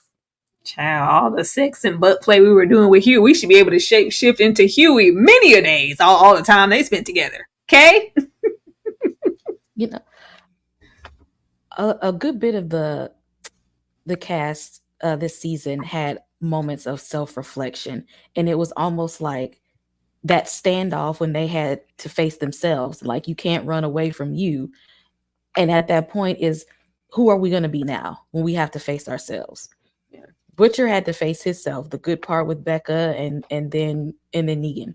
And at the end of the day, Butcher, we saw where he went. We saw where he leaned towards. Homelander, the same thing. Are we going to be like, do we want to be liked and still take over the world, or are we just going to be gods and take it anyway, no matter what anybody says? Yeah. And then we see what him facing himself ended up being. And so Annie really needed to face herself in this moment. And it's so funny to me that her and Kamiko this episode, really, it took your man being threatened for y'all to just really buck up. Kamiko ain't talked the whole time, but soon as her man got ripped away, now we got vocals. And she threw away therapy. But you threatened Frenchie, and it's all that. Annie ain't care about Huey this whole time. This whole time. But now you see that a shapeshifter got him. Now you want to get upset. Now there's the emotions that we should have seen ahead of time. And then she didn't even check on Huey afterwards to let him know you did get assaulted by her, because that actually wasn't consensual. Just like, whatever was going on with Tech Knight. She still, and ain't even, you was mad that somebody else was about to take him, but she still really don't want him in the end. Child. Mad that Huey was living his best life. Like, girl, I don't know where you at, but you can stay there. I'm gonna eat them Lunchables. Eat them lean Lunchables and sit down. I'm living my best life. She's probably rubbing my feet, cooking meals and stuff. She was going. It was a good thing. But I do love these self-reflective moments of all of our characters here, and even just the narrative that I didn't listen because it was Huey, and I don't want to hear Huey make no speech. But just that narrative of us not becoming monsters, and we don't have to stoop to their level. We need to be a little bit more human, and everybody's just kind of coming to terms with who they are. And just like that, Vicky is soup abled. Homelander, the Vault Village idiot. You're incapable of running the ish. Now look at here. Homelander brings poor Vic on to. I expect. I don't know. First of all, I hate the fact that we lost V. I really loved her character, and where we could have. I feel like that was such a poor decision. Like, why would you guys get rid of V? But I expect more from her here, and just the expectations of what did you really think Homelander was going to be about? Like when you linked up with him or whatever. Like this is classic Homelander. He's always going to be in control for good or bad. Because clearly, exposing her to the public, we didn't think about any of the after effects. Her trying to be convicted for another term at president or being impeached. None of the possibilities. Like this is just what it is, especially with the absence of him firing Sage. But we have her exposed on TV, and this is probably the first heavy intel of him letting her know this is what it is, and it's what I say. I don't care what you think about anything now. You're exposed, and we're moving forward. Ashley? Yeah. Again, he just doesn't think anything through. And I don't know what he thought he was going to do with just him and Firecracker, at the helm. But yeah, because Vic comes out and she's like, okay, so you did this now. So now you're going to have to get rid of half of your people. Half of the public is going to have to now be put in these internment. Like the plan is going to have to escalate extremely quickly. And he's like, yeah. I thought of that. No, you didn't, Homelander. Come on, my guy. Like it just, went to show that he's really reactionary and about the moment and what he thinks is right. You know what I mean? But not really having a clear vision for the future. I too was sad about Vic. I thought that was a bad move, bad decision. What I wanted her to do and what I wanted to see in this moment was her to reach out to her daddy, reach out to Stan Edgar and get some advice, sis, and see how he tells you to play the game. You know what I mean? Like the fact that she just took this on her own and then runs to Huey. I was like, that's who you run to? Your daddy's free. You can't call him. You can't like. Ashley, you don't know how many times I yelled, where's Stan Edgar? Where's Stan Edgar? Where's your daddy, girl? I kept saying, where's your daddy? Where is Stan Edgar? We kept him out for a purpose. We need him now. I thought she would be moving on her own accord, but also taking into consideration maybe some things that Stan Edgar has to say because he knows so much about Homelander. And that takes me back to I think that first episode before this one, when he fires Sage and she's like, good luck without me, though there's someone that you could never defeat. And I was like, who is it, Stan? Like, who can he, never ever defeat? Like, who was she talking about? But I was waiting so heavy for Stan Edgar to pop out, and he never did. Elliot. To your point, Ty, I was right there with you. My only excuse was like he's still a felon. Like he's out. He's got out of jail, not for legal reasons. He was broken out of jail essentially, so he can't be popping up, I guess, in the public eye with that around him. But I will say, yeah, this scene was great. And as my, justice for Vic, this character is so great. Like it's so much you could explore it. Again, not to be the Debbie Downer, scrap Frenchie, scrap Colin, even Kamiko. Like we could have just had so much more meat with Vic's character of like this being such a big moment. She's outed in front of the public, and she even says this to Huey later. I've spent my whole life of hiding my true identity, and for it to come out this way, this could have been like a huge moment for the character, and it was in a sense, but it could have been so much more impactful if we would have stopped wasting so much damn time with those unnecessary plots we got this season. But anyway, the thing that did, and I think someone in the comments brought it up, and I would love to hear you guys' thoughts on this. When Vic, your picture that you have on the screen now, Tyra, with her changing her eyes, I interpreted it two ways. Like that was her activating herself to protect her from the blast of Homelander, or was she in that moment trying to pop his head and she couldn't do it? Like I didn't know what that moment was for that character. Just showing how powerful he is that you can't even get him to even have a nosebleed, that she tried to attempt to pop his head and it just did not work at all. And that look on her face was just like, oh, I have no control at this point. Like he is more powerful than I could even imagine. So do you all think that her eye change was her just activating her powers of like a self shield? Because we know Marie also took a blast from Homelander and she didn't seem to have like any physical damage. Or did she try to zap him and it didn't work? What do y'all think in that moment? I feel like it was a shield. And with the fear she's been giving as far as Homelander is concerned, I don't even think she tried. And I would have loved to see her try, Oh or yes, just to see the effects of like, oh, Homelander, because she can so easily pop ahead. I think I saw the comments too, and it's like she, you know, I don't even want to get into Homelander and his scent because they do away with that when it's convenient for them. But I just wanted to see the impact that would have on him because she hasn't tried to, like, and we lost her already. I think just the. I mean, we it's got just, Marie. Marie's still out there, so we could see a head popper try to do that eventually if we they bring her can, in. but it was just so downplayed. Just her capability, like she was very strong, like a very strong power, popping heads and just impenetrable to a certain extent, like very strong. Like I was like, what? We're wasting V when we could have just killed so many other people off. Kay, did you think that she tried to pop Homelander's head, or was this just an act of self defense? Yeah, I think it was like her reflex to stop the beam. Yeah. Because he told her one time before when they had like a disagreement, and he was like, "What are you going to do? Try and pop my head? I'm quicker than you, and I would have snapped you before you even got to me." So she knows that she can't get to him. He is quicker than her, so she might be able to try, but he's quick, he's strong, and he knows when she's around. That's why I believe that old girl from maybe Gen V would be able to do it because he doesn't know she can do that. He doesn't know, but he knows that she can. So he has his guard up against that.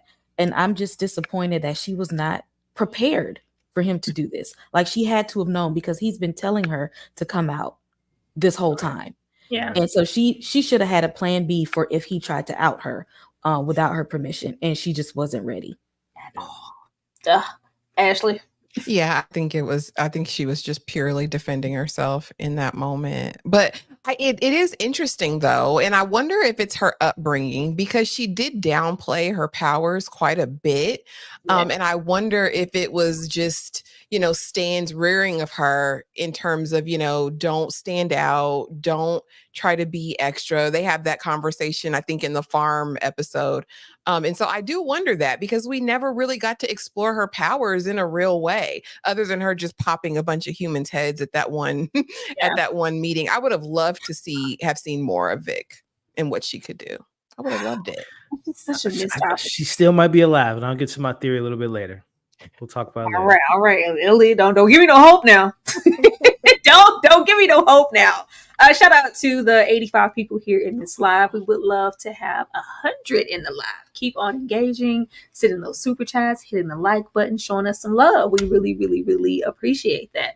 Oh, give me some hope, Elliot, because this is a disservice. Pete is a really great character. Like, at least have us stick around and join up with the boys and have Huey cheat on Starlight with it. It'll give us some tension, give us something to work with. Not Firecracker dying. Get away from me. This scene sent me. I despise Homelander, but I love him at the same time because, like, who you coughing? They're like, girl, if you don't move 3 paces down all the way to the end of this vault table with that mess, and we know why this is happening, that medication that she is on, all to provide Legion C and breast milk to the likes of Homelander. I would think that Firecracker would know enough to know. I thought at first she was just kind of making sure she had a place here to not be killed or not to just be thrown out altogether because she's useless. But all the while, deep down, Homelander doesn't give a damn about me beyond this breast milk I'm providing or just a shoulder to lean on when it's convenient. It's almost like she is expecting Homelander to care for her. I'm like, girl, anybody that Homelander cares for dies, and you won't be far behind. And you're going to put yourself into an early grave to provide breast milk? All right. Ashley? Silly goose. She's so funny. A Firecracker is a loser, and I couldn't stand her from the beginning. And this is what she gets. I don't know why she was under any delusion that she was something special. He even denies her milk at some point, and I'm like, wow. Look at that. Girl, you don't mean anything to him. So the fact that she's going to have an enlarged heart after all this, I mean, she's already weak on the power side. Like to be in the 7, that was all Sage's decision, right? To get her there because really, what could she do? So now I think she will be vying to become indispensable. I don't know what that's going to look like in season 5 if she lives. I mean, she may have to wean herself off the medication because poor thing looks really bad. She looks real bad, like on her way out of here. But it tickled me. I loved that she was put in her place properly. Get all the way to the end of the table because you're coughing on me at this point, and it's disgusting. Like, and you're nothing to me. I knew this wasn't gonna last long. First of all, this manufactured breast milk, I like. You ain't birthing no babies to give me no actual factual. Girl, get that manufactured stuff out of here. And it ain't even from the real. That's from the, I mean, he says cilantro. He was like, "Ooh, cilantro." Yeah. Oh, Elliot. Yeah, no, the firecracker stuff was interesting. I think a couple things come to mind that they might have been opening the door to. That I think Frenchie, funny enough, was the one that first saw the pills in the Ezekiel episode. So they could open this whole door where Frenchie can, I don't know, compromise the pills and test the virus on Homelander with him drink. I don't know how that will work, but there has to be something around like why Frenchie was the first one to kind of take note of that, and her breast milk angle being something that can play into season 5 potentially if she maybe is maneuvered into the boys camp. But the second of it all is, I mean, while her power set is weak as hell, she is on the not the intellectual side of Sage, but her superpower is manipulation. As she said when we first met her, like she preys on people's weaknesses. Like she's able to get this. She's influencer, and the social commentary of that, of like someone that she's doing all this conspiracy, the government and all this stuff, but at heart she doesn't really probably believe anything that she's saying, but her villainous side allows her to, if it means that I can, I have Nazi supporting me, it's support regardless of who they are or what they are. So she does have an interesting set of skills that obviously plays to the hand of Homelander, especially with him now being the pseudo president. So I think the show is meant for us to make her think that she's like almost like a deep where we can just dismiss her. But I think that she's going to probably be more impactful in season 5 than what she shows us. Because like I said, she has a lot of manipulation that she offers that could work for the boys or could work for Homelander. So I thought Sage and Firecracker overall was a nice part of this season, even if Sage Plan kind of fell apart. I think they were 2 great introductions to this season. Oh, I'm looking at this comment from Monique. When Homelander milk comes back tainted, it makes him sick. That will be the end of her. Right. That will be interesting, getting back into Frenchie and those pills. That might be, we don't know. The boys have done strange things. Kay, do you care about Firecracker dying? Hell no. I was so this scene made me just happy. I laughed at this scene because he looked at her like the trailer trash that she truly is. And remember at that one party when people was brushing her to the side, and as soon as she gave Homelander that breast milk, she all of a sudden felt like, okay, I'm not a nobody anymore. Wrong. He still don't care. And knowing good and hell well, he can't get sick. He can't get the flu. He can't get COVID. But he was looking at her like, I don't want your saliva on me anyway. Not that chair. Move back a little bit further. Like you thought just because you gave me a supply. No, ma'am. Don't take that coughing and wheezing and stuff. He don't like weakness. And that was a sign of weakness on her behalf. And he looks, no, ma'am. You're beneath him still. All that coughing and stuff it wasn't even worth it. She gonna kill over trying to give him breast milk, and he gonna walk over her dead body. Yeah, such a reverse from when she squirted him that projectile breast milk. It was is that what I think? Like, it's like, no, girl, that's different. You coughing, get away from me. this was funny. Like she just disgusting, and she all sweaty and stuff, and he just like, no, ma'am. Oh, girl, she ain't gonna make it too much longer. Everything is gone. Could Huey be any more useless? When we saw the things get taken by the shapeshifter, and they're like, what, everything's been exposed. The information that you have been holding over Vic's head and things alike has been our last, line of defense. And it's just, oh, it's gone. And Mother's Milk is like, you got it on the backup, on the phone. Like, no, this was only here. It's gone. Like, I just want Huey to die. Actually, like, well, you know what? Just going on a positive note, what can we do to help Huey's character?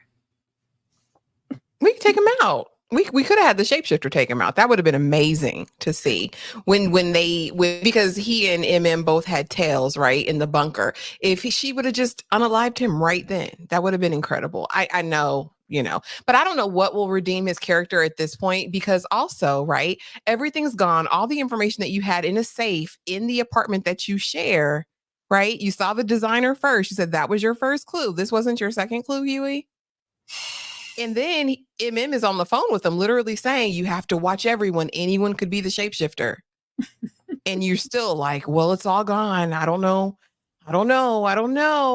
Yeah, Huey, just poor stink.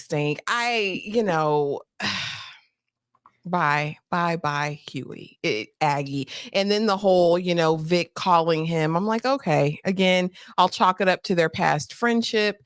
And he cares about Zoe because, he tuned up his face as soon as she mentioned Zoe again. And so I'm like, well, but then again, you set her up to be unalive too, Huey. You can't win. Everything, you're taking L's all over the place.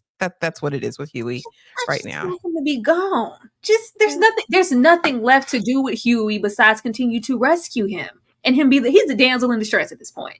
I don't want to see that anymore. Like, I mean, I'm gonna just skip it because it pisses me off. It really upsets me. If you want to piss me off about this show, put him and Ryan in my face at the same time. Just like, push him off in therapy. Where is Huey's Me Too moment? Because nobody cares he's been assaulted. Like, it's like nobody even cares. And he's damaged he is literally traumatized by this, and nobody even cares. He needs his own little Me Too movement. They need to go ahead and get him some therapy, and let's just put Huey to the side right now. Let's not put him through anything else. Okay, he's been through a lot. He just needs to take a break.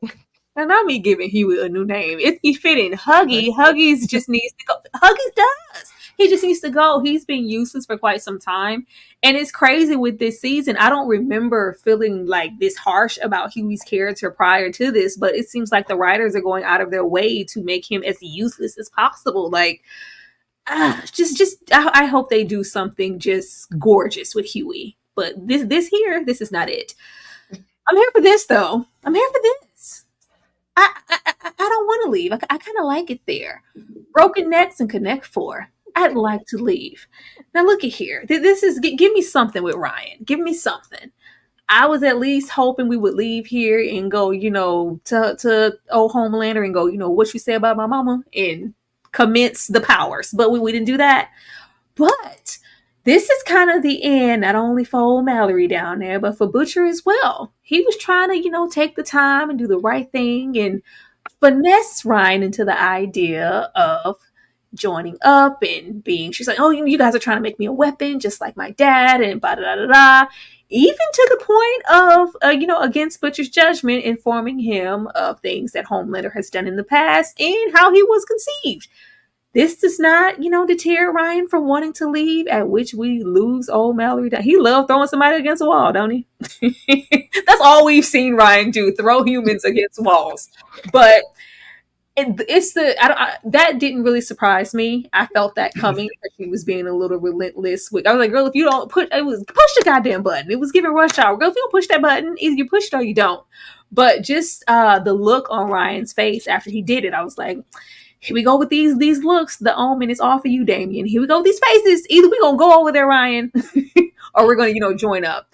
I didn't know if that meant, I'm going to go off, because from this moment, we don't see Ryan again. And he's just, I guess, in the wind, contemplating who he is and what he wants to do and what life all really means. But this is pretty much the end for Butcher and the end for everybody here in this scenario. Elliot, what did this scene do for you? I mean, it leaves Ryan, in a question mark on if he's just gonna, because again, this is the second mother figure, obviously killed his mom accidentally or being upset, and then he had the same thing. So just to me, it's just more red flags that he is embracing more of his dad's anger and aggression and kind of carelessness of the human life. So it puts him in an interesting spot again. I would have loved to talk about what happened to him next. If, like, again, where we're staying this whole season, Stan pulls up in a car and takes Ryan with him, would have been an interesting kind of like, oh, what does that mean? But yeah, I don't know where Ryan could have went. Again, my whole thing, where does he have his own personal Uber and just waiting outside, or he just flew off somewhere? But yeah, I'm hoping the next time we see Ryan, because I don't know if you guys have seen the actor. Like, again, these kids, like Stranger Things kids, they grow up. I forgot how quickly kids grow because it's been so long since I've been a teenager, but he looks like he could be an 18-year-old. So I hope next time we see him that they keep the same actor, but we see him aged up and we see him on the run and just doing his own thing, not necessarily being on the good side or the bad side, but being on his own side. And what that can mean is very interesting. So I like where they kind of put Ryan or leave him up. RIP to Mallory. I thought, and again, emotionally speaking, that was a nice moment of her just like finally saying to him, like, you were essentially my grandson. I lost my kids to lamplighter, all those years ago, and you have been like her string of humanity for the longest time. So I like that for Mallory. And again, going back to Ryan's storyline of him killing another mom figure, it has to do something to him mentally. And then, like I said earlier, with Homelander, that's when he died. That was his last string of hope of humanity. Last week, it was when he saw Ryan do the thing on the Christmas program. He said to Joe, he's the reason why I'm human. And now he sees what Joe's been saying this whole time of like, well, what happens when he snaps? And he literally saw that with him snapping her neck. So this is a really interesting setup. And, I think, in my mind, I've been hyping up the Homelander versus Ryan, but honestly, Homelander or Ryan versus Butcher, what does that look like? That's an interesting pairing of conflict, because if Butcher said, F it, I'm just going to fully lean into my evilness, that means that Ryan's on his hit list of, going back to you killed Becca, because that's literally what he did, regardless of how young he was. He killed the love of his life. So I like that set up the Ryan and Homelander and Butcher in the mix is going to be something that's going to be very, very interesting. It is. And unlike before, when he's pushed humans into walls, he didn't show any emotion here. He just looked at Mallory like it felt really robotic, and it was really giving Homelander, and that he's having just the killing of the mother figures. It's the parallels are hitting so heavy with Homelander, but with how what's that Superman kid movie that Brightburn. Brightburn. Mm-hmm. I've been waiting on him to Brightburn for so many episodes now, and he hasn't. So I'm thinking it'll be interesting to see a villain-esque arc with him, but it's just also like, how are you going to link up with Homelander or be whatever team anything if he did that? I think we're going to just get into Ryan being his own individual thing and making his own decisions, but they could have helped us along the way and gave us some breadcrumbs, because we've done nothing with Ryan. Ashley? Yeah, I'm here for Renegade Ryan. I hope he goes to Godolkin or whatever. I hope he learns what he needs to, and he does his own retribution tour. And I think it's him versus everybody else when we discover the fullness of his powers, right? Because he's kind of, I guess, at this point, a one of one. As far as Grace, she had it coming, girl, because get out the way. When you told me I want to go, I need to leave, I'm gonna just let him go. I think we're taking for granted that everyone in Ryan's life just wants to control him. No one is really just loved him in an altruistic way. Like, I want to love you just because you're you. Everyone has a motive. Everyone has a reason. And so, unloading all of that on him, even Butcher is like, hey, Grace, don't just stop. Like, don't let him find out this way. He did need to know the truth, but I mean, Grace, girl, if you didn't push that button, you talking, you saying all these threats. I'm gonna get this. We're gonna go to sleep for a while. Really don't want to do it, but I'll do it, girl. You got it wasn't until this moment that I forgot that Ashley had a soft spot for Ryan. I had forgot politely, like, no. Because he's a little boy. He's a little boy at this point who lost his mother. Well, I mean, he thought he was defending his mom in the moment. And he hasn't really experienced love since then. So I get Ryan. I want more for him. I think it's a great villain origin story, and I hope we get to see the fullness of it. I kind of hope he becomes a monster, but for his own will. That's what I want. He's a boy, and I give him a little leeway for that, but you're also a weapon of mass destruction. You got to get locked down, sir. Okay? Gotta think about us human folks. He just needs one good friend is all. He just needs Zoe. That's what I thought they were actually going to do, but they just literally threw that away. But yeah, exactly. I would have loved to see him and hang, or even the college kids, like take him on and like, let him be like, mentors to him, or big brother, big sister to him. Let him hang around. But Nothing. He literally is just kind of like flapping in the breeze here, and they keep poking at him, knowing his powers are unstable. He don't even know how powerful he is at this point, and everybody is looking to see how can we use his power for our benefit, but never asking him what does he want to do without trying to manipulate him. And so they're building a weapon on everybody's own doing. And so if he decides to turn into Brightburn, then oh well, burn it down, Ryan. I would love that. I've been waiting on that so hard, but they haven't did it yet. Like, yes, fly your mama up into the sky and kill her off. Yeah, shoot your And I'll dad. say this: he got Homelander got some questions coming his way because he just found out what happened to his mom. So Yeah. I'm very intrigued to see that conversation. I thought we were going to at least see Ryan one more time confront or have just a little bit like we're not asking for just a massive standoff because he's Yeah. not in his powers yet, but I just knew that no, we just don't see Ryan. I was like, oh, y'all really don't want me to root for Ryan, do you? I want to so bad. Vault's hit list. Ashley's monstrous fate. Now we have everybody running around, and hey, we got to tie up loose ends at this point. Anybody in this building that can know any information on any of us, they have to go today. And the hater, the Deep, who's never liked Ashley because Ashley was being Ashley and trying to be Ashley on who she could be. The Deep. And he puts her at the tippy top of the list. A nervous Ashley runs off and injects herself with some compound V, and we see a transformation commence, and we cut away, and we don't see her anymore. We do have Homelander and Sage end up conversating in that apartment yet again, so we know that she's out somewhere. But what did she turn into? Kay, what happened to Ashley? I hope she turned into one of them creature things. What is with the? Is there like a variant of the compound V? Because now everybody ain't getting regular powers. Everybody is turning into a Resident Evil creature. Like it's the T virus at this point. These aren't even superpowers. They're turning into like literal monsters and creatures. But good, Ashley. She needs to turn into something that can defend herself. And good for her for hauling ass. All it took was for the Deep to say her name. And she said, I'm out of here. Deuces. Let me go do what I got to do. That was smart of her to actually stole away some compound V just in case somebody tried to try her up. I hope she turns into something that can defend herself. Now, it might not be pretty. Might not be nothing to look at. But at least she can defend herself at this point.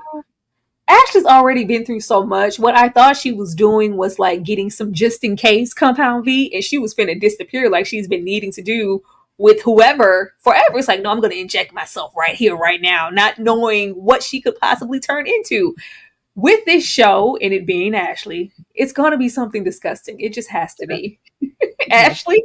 How do you feel about Ashley? Alien Nation. Like, I'm totally here for it. I wanted to see the end result. I wanted to see the monster. Yeah, and I don't know which one I don't think she took that temp V. I think she took the real V, right? That they get to the baby. So I don't think adults are supposed to take that kind. But yeah, I mean, I would have liked it. Okay, girl, get a couple vials and run, but she didn't stand a chance. Nora was taking out all the Ashleys. No Ashley left behind because he wasn't looking at the last name. And Ashley number 2 went out so bad, y'all. I hated that for her. Like, bruh, come on, Noir. Like, him and the Deep make just a horrible duo. Like, y'all was just not on the same page at all. Just out here being reckless, like Dumb and Dumber. Yeah, and Deep took this moment to try to have a brain. Like, you can't string a sentence together, Deep, and Ashley knows everything about us, really. But Ashley's a survivor. She's thinking on her feet. I hope she comes. I hope she comes and joins the boys if she's. That's what I'm hoping. If she's viable. That's what I'm hoping, because I hope she doesn't take this and go. She loves to have look how useful I can be, Homelander. These are my new powers. Like, I hope this is your opportunity. Even if it's monstrous, you can leave. I will say that she made me make sure I secure my wig on extra tight because it ain't just supposed to fall off like that. Elliot, how do you feel about Ashley? Yeah, no, I had when I talked about it on my breakdown, I said maybe we'll see her like Megamind, next time we see her, or from our Marvel fans, looking like the leader that we'll see in Captain America next year. But I think I talked about it when Huey Senior took the compound V, and I kind of like thought like when we saw his powers manifest, it was like when he said to Daphne, "You see right through me," and it like manifested his powers of going through walls. So we know that Ashley's very intuitive, has survived, smart enough to survive to this point. So I'm thinking that she might be, if we are assuming that she'll join A Train or the boys, she'll be like their version of Sage, and she'll have all the smarts. Like she'll be the second smartest person in the world. It might not look pretty, but she'll be someone that's like so intelligent, whatever. Because there's a reason they had to show like her head. Like it could have been any part. So like to me, it just assuming that her brain's going to be like on another level, that no one has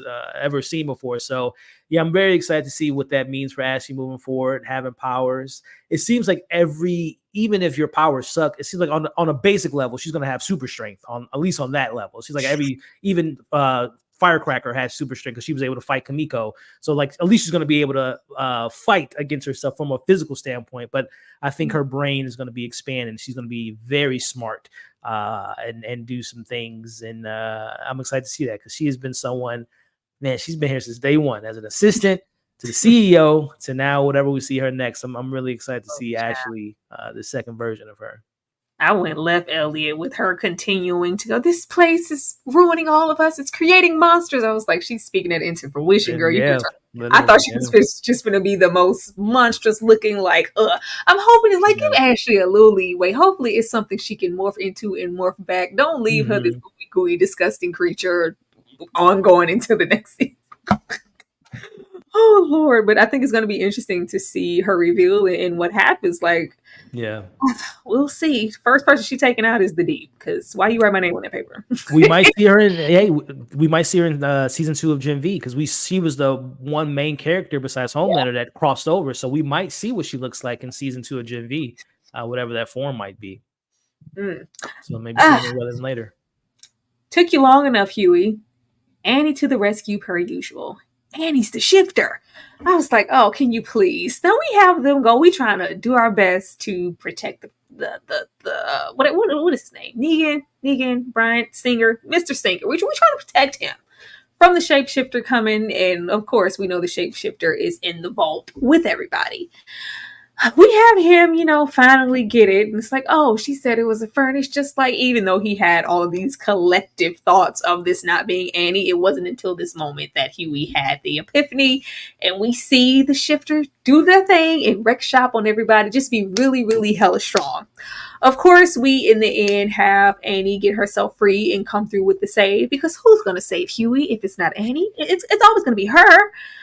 But we conveniently have her choke this shifter out. I was like, all right. All right. I was waiting like for it to be like, oh, you turn around and the shifter's gone. Like I killed him. And then it's like, no, we didn't have, a fake out moment of if or maybe is the shapeshifter still alive. But with how strong this shapeshifter is and how like breeze through Kamiko, like, because Annie's not even in her full capacity of powers at this point. She's still strong, but she's just not that. And if we could take Kamiko out like that, a room full of people, I'm like, it still has to be alive. And if it is, that would make my whole day. Kay, I'm going to come to you first. How did you feel about the epiphany finally in the shapeshifter doing her thing, as well as Annie coming through to save Huey and the boys? I'm really upset that she was like going in on Huey, because Huey is simple at this point. Huey should have figured it out, but at this point, we know Huey is simple. And now we have in this Jean Grey, Madeline Pryor moment where it's like, you should have known it was me, and I can't believe you did that, and I can't even believe. But I can't really either, because she was a whole lot more passionate than you were. But Huey is simple, okay? She looked like you and she had your mind. Give him some leeway. And can you at least apologize to him and say, I'm here for you. I support you, because he has been violated by a shapeshifter. He don't even know what the shapeshifter really looked like outside of the shifting. He don't know what he truly even slept with at that point. And there's no sensitivity towards Huey at all. And now we're back to regular Annie playing Huey to the side. Like, I just feel bad for him.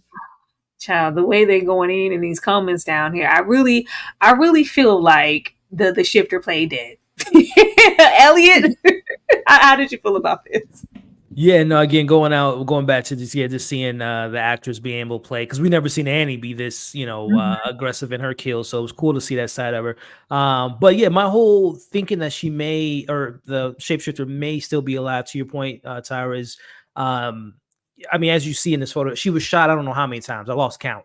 So she can't be killed with bullets, but someone can choke her out. That doesn't even out on a logical standpoint. So in my mind, and also, I don't know if this was intentionally done, but if you remember when Singer is being arrested, they showed the footage of when we saw the shapeshifter in the room saying, we got to take her out. So I'm like, either the shapeshifter sent that video to Sage or sent it to the Seven when she was in the kitchen getting water or whatever, or she sent them that video when they woke up being unconscious or woke up pretending to be dead. So I still think there's a hope that they're still alive.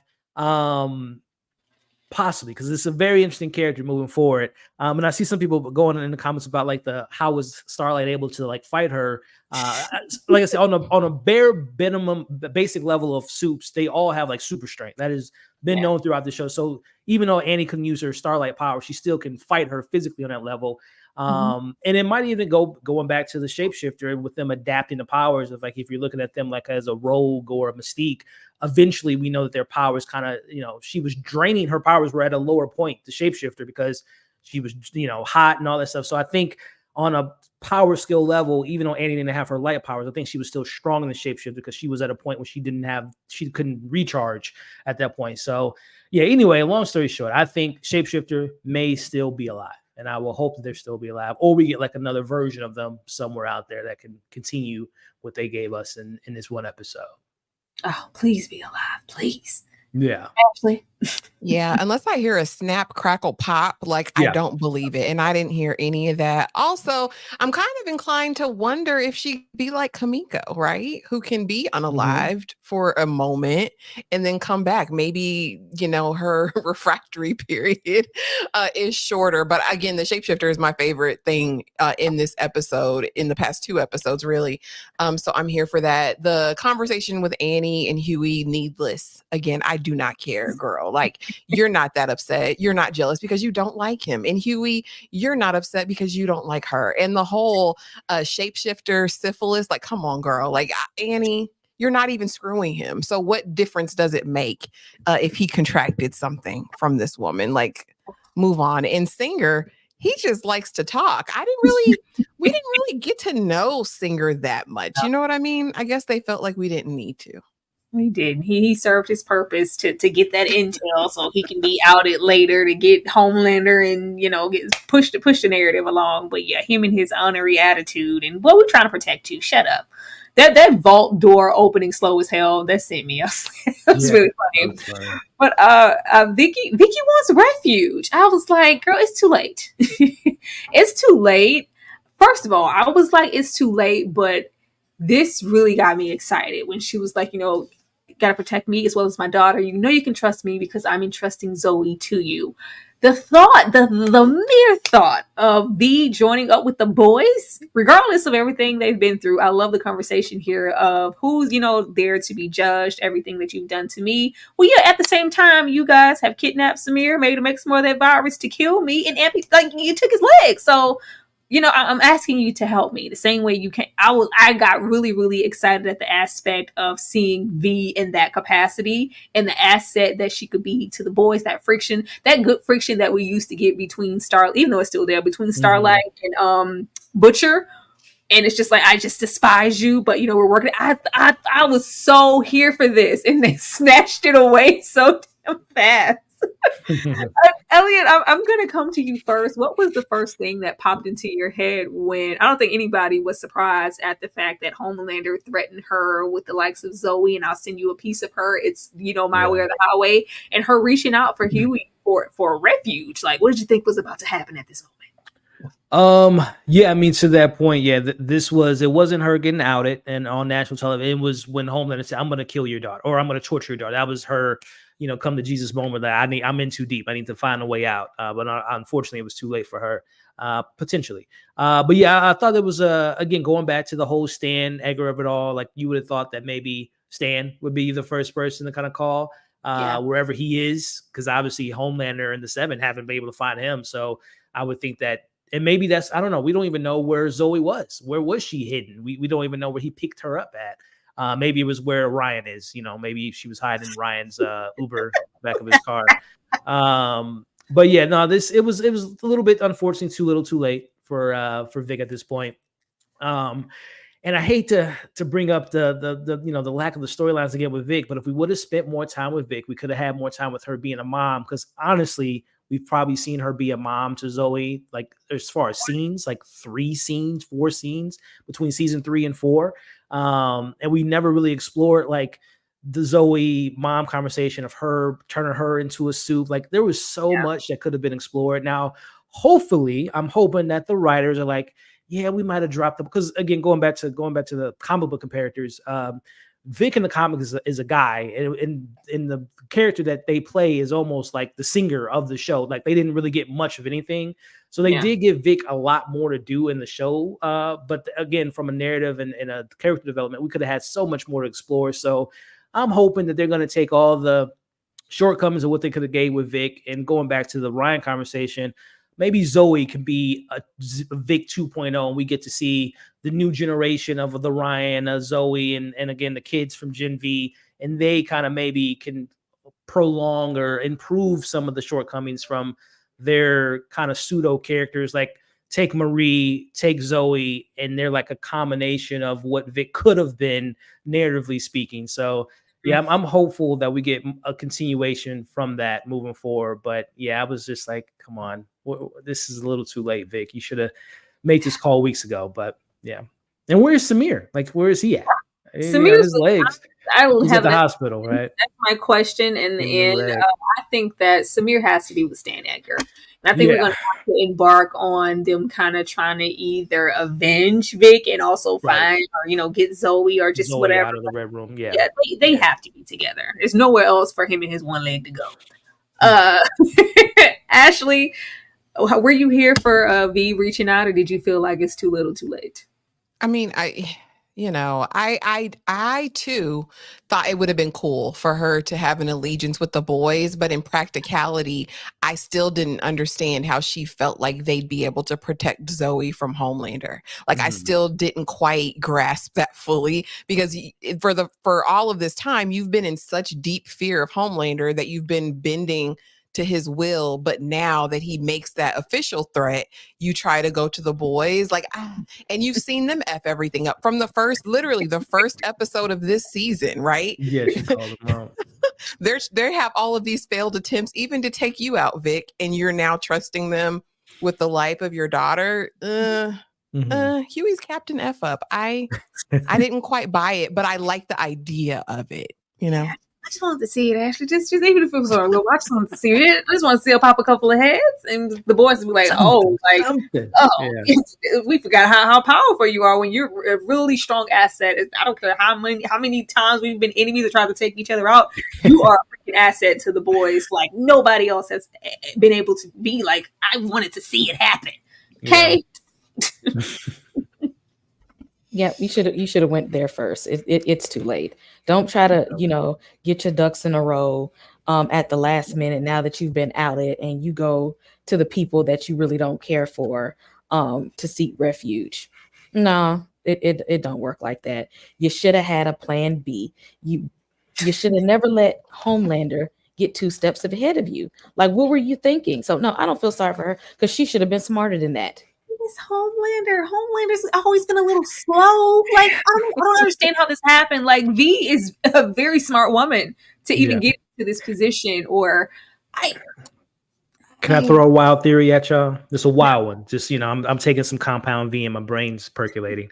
What if in season 5, before she called Huey, she called Sage, and Sage told Vic, "Hey, my intel, my inside. Again, if we're assuming that the shapeshifter's still alive, I'm gonna swap you out with my shapeshifter." And we didn't see Vic die. We saw the shapeshifter die. We didn't see Vic call Huey. This is actually the shapeshifter doing all this, and we're gonna see that Vic is somewhere with, maybe in Sage's, if we're assuming that Sage has another grander plan to go against Homelander, phase 2 or phase 3, whatever the case may be, could that be a way of keeping her alive if she did call Sage? Because she did say a couple times, "Where's Sage? Where's Sage?" So Elliot, I'm not about to play with you. Elliot trying to write this show, y'all. Just saying, trying to write this show. That would be I have really a different theory for Sage that I'll save when we get to her. But I have a, because see, I was approaching the situation all wrong. So I have a new theory about Sage now. That would be interesting, Elliot. Like, because it makes no sense to lose V. Like, does she have a prior engagement? She got some shows or some movies coming up we don't know about. Like, why kill her off? And that would be a good way to, another alternative to try to infiltrate the boys that goes astray because we weren't expecting Butcher to come in with those tentacles.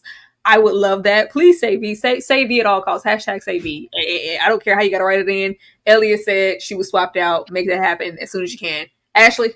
I mean, that would be awesome. That means the shapeshifter's working overtime because the shapeshifter accomplishes her missions most of the time. We've seen her, So, I mean, I'd absolutely be here for that. I'm here for the outlandish things. So, if we get Vic back, I'm down. I'd be here for that. It'd be exciting. Please give us Vic back. Please. I'm gonna come back to Kay because Kay says she got a whole nother narrative going on. But do you think that could possibly happen with V? Like, do you think she could still be here? And that was maybe the shapeshifter that got ripped apart? I think maybe she would still be here if she can regenerate. Because she was kind of indestructible. So I'm not sure if she can come back to get, because Deadpool got pulled apart at one time and he kind of got it back together. So do we even know the extent of her power? She is like a bloodbender. Yeah. She's a bloodbender. So shouldn't she be able to produce enough to kind of like mend herself? Do we even know? I'm really liking Elliot's theory because in that moment that we'll get to when she's pulled apart, I was like, with how indestructible V has been this entire time, she got pulled apart pretty damn easy. Like, them tentacles must be pretty strong. I just expected more fight, but it would make sense if it was just the shapeshifter and they got pulled apart. Like, yeah, Ellie, you better write the show. I love it. There's no one better than you. We have them. Don't roll your eyes, Ashley. Don't roll your eyes. We have, what we would have maybe wanted, episode 1. I really thought it was so lazy to have Kamiko go like, oh, you remember when I said to go after Colin and live your best life and I was okay? I lied. I just thought you deserved someone better than me. Like, because, Frenchie's so damn special. It's just like, no, there's no one better than you. And we have them finally embrace and hopefully embark on, which we know they're not, a relationship after all this time. Ashley, I'm gonna come to you first because I like your face. Yeah, no. To me, it gave very much disingenuous. You cared nothing for her. You left her for dead when you turned yourself into the police, sir. You don't care anything about this woman, and it's just, I don't know. It's like, give it to us when we care about it. Like, at this point, I could freaking care less. I didn't want to see them kiss. I didn't have any investment, even in their friendship at this point. You know what I mean? It was just, that's just not, I don't think how friends treat friends. It wasn't believable. It didn't land. It didn't penetrate my heart. Like, I could care literally less than anything for this. Like, it was a throwaway scene. I think they were just like, oh, the people have been wanting this. Let us give them a kiss or whatever. Yeah, no. It was dumb. I don't care. No. Kay, were you here for the French kiss a little bit? I love this for Kamiko. I honestly don't. Frenchie done got me upset because, see, this is what should have taken place this season at the start, because they were so close last season. So this is what we expected to see henceforward. And he took a U-turn to mess with somebody he shouldn't have no business messing with, because you annihilated his whole family. And Kamiko, she's been here the whole time. So I love that for her, because I feel like she deserves love too. I feel like she deserves somebody who cares. She's been really invested in Frenchie, and I wanted to see a softer side of her. So I love this for Kamiko, but Frenchie, you can kick rocks.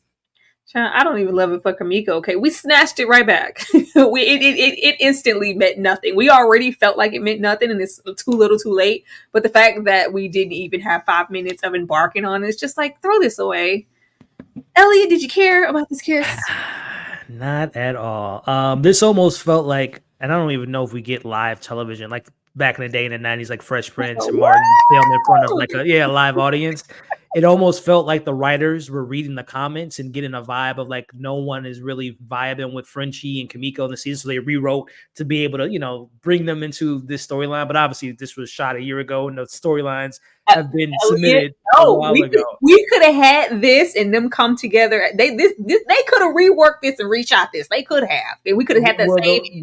The writers in the writer room thought that we were gonna listen. To be fair, I've been so entrenched in the boys' world the last 8 weeks. There is a side of the fandom that loves, and I think we all love Kamiko and Frenchie, but there's like a side of them that ship them. So I think this is the writers being like, "Oh, you guys are happy," because what this scene did was, even though it was like it should have happened this like episode 1, forget the whole Colin thing. Like Colin, if they wanted to do the Colin could have been the firecracker to Frenchie, and Colin could have like did some dirt and find out that he killed his dad and his parents and all that, and him being the one that forces Frenchie to confront his past. But of course, they didn't do that.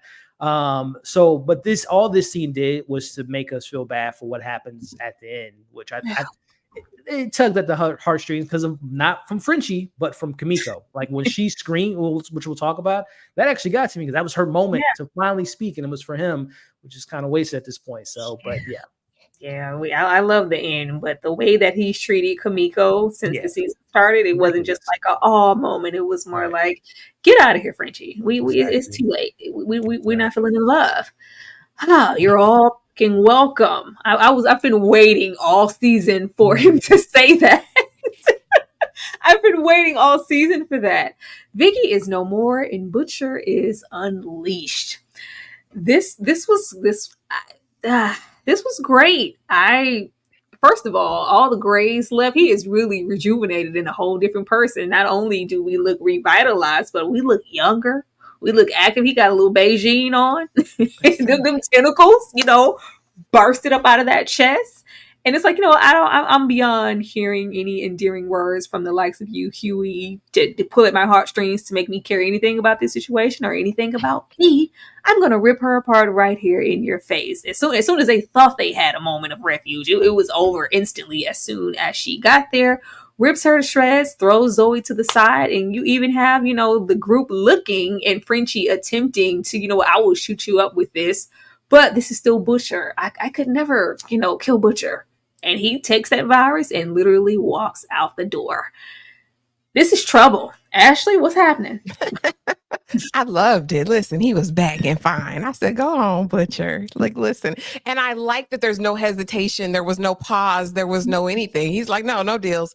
Boom. And it was over. I was like, oh, this is the boys that I had come to know and love and understand, right? And so to kind of see that was refreshing. Although I didn't want to see Vic go out, I think we needed it for the seed. Like we needed this. The look and the blood on Huey's face. This face is Huey's every single season at some point, right? I loved it. It was a nod to all those earlier things. But even in this moment, we know that this is no longer Butcher. Butcher has left the building. This is completely Kessler, right? And the fact that I think he was going to take out Zoe as well. I was like, if it's a double one, if it's a mother and daughter, I won't be able to handle this. So I'm glad he took the virus and left. But I loved this scene. This was probably my favorite scene of the episode, of the season, really. It's probably my favorite. It just made me shook as far as Butcher's capabilities. I'm like, if this really is the way he ripped her so easily, like it was nothing, them tentacles are something to be afraid of. Elliot? Yeah, he's the big bad. We were, who's the villain of this season? Obviously, there's the obvious Homelander, you have Sage, the all the stuff, but it was Butcher the whole time. And I'll give Huey a little bit of credit this episode. I wish it was from another character like but it literally comes to fruition. You can't defeat evil with evil, and they literally been working with a monster this whole time, which is Butcher, unfortunately. So this is huge. This is huge ramifications because, to your point, like if this is, and just going along with that was Vic, that just shows you, it goes back to like the a simple writing thing of like, how do you show someone's badder than the baddest of the bad? It's a la Infinity War. You take out Thanos, beats the Hulk, in 2 seconds, just to show you how powerful they are. So Butcher literally grabbing this, who we thought, from episode 1, throwing the acid on her. She's indestructible. We can't beat her, to showing you Butcher literally can, break her like a twig. So it opens up a huge door to seeing what those tentacles can do to someone like a Homelander, Ryan, so on, a Soldier Boy, whoever the case may be. So this is huge. This is really, really huge. And like I said, it does open the door for him to be the big bad, essentially. But there is a little bit of hope, because if he was really the big bad, he would have killed everyone in the room. Like, why keep the boys alive? Like, they're obviously going to try to stop you from doing your mission because they have a little bit of humanity in them. So there is still a little bit of good in Butcher, because he would have, like I said, just killed every single one of the characters in that room. So that is interesting. And it also makes me wonder, because I love Jeffrey Dean Morgan. I kind of feel like he was wasted because he was a hallucination and really wasn't a real person in those scenes.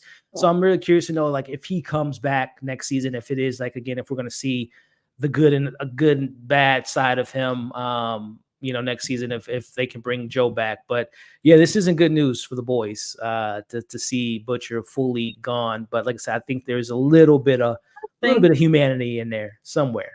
I thought so when he didn't kill. Okay, I ran it back twice. I was like, he didn't kill Zoe. Okay, it's still a little something in there. He didn't kill the baby.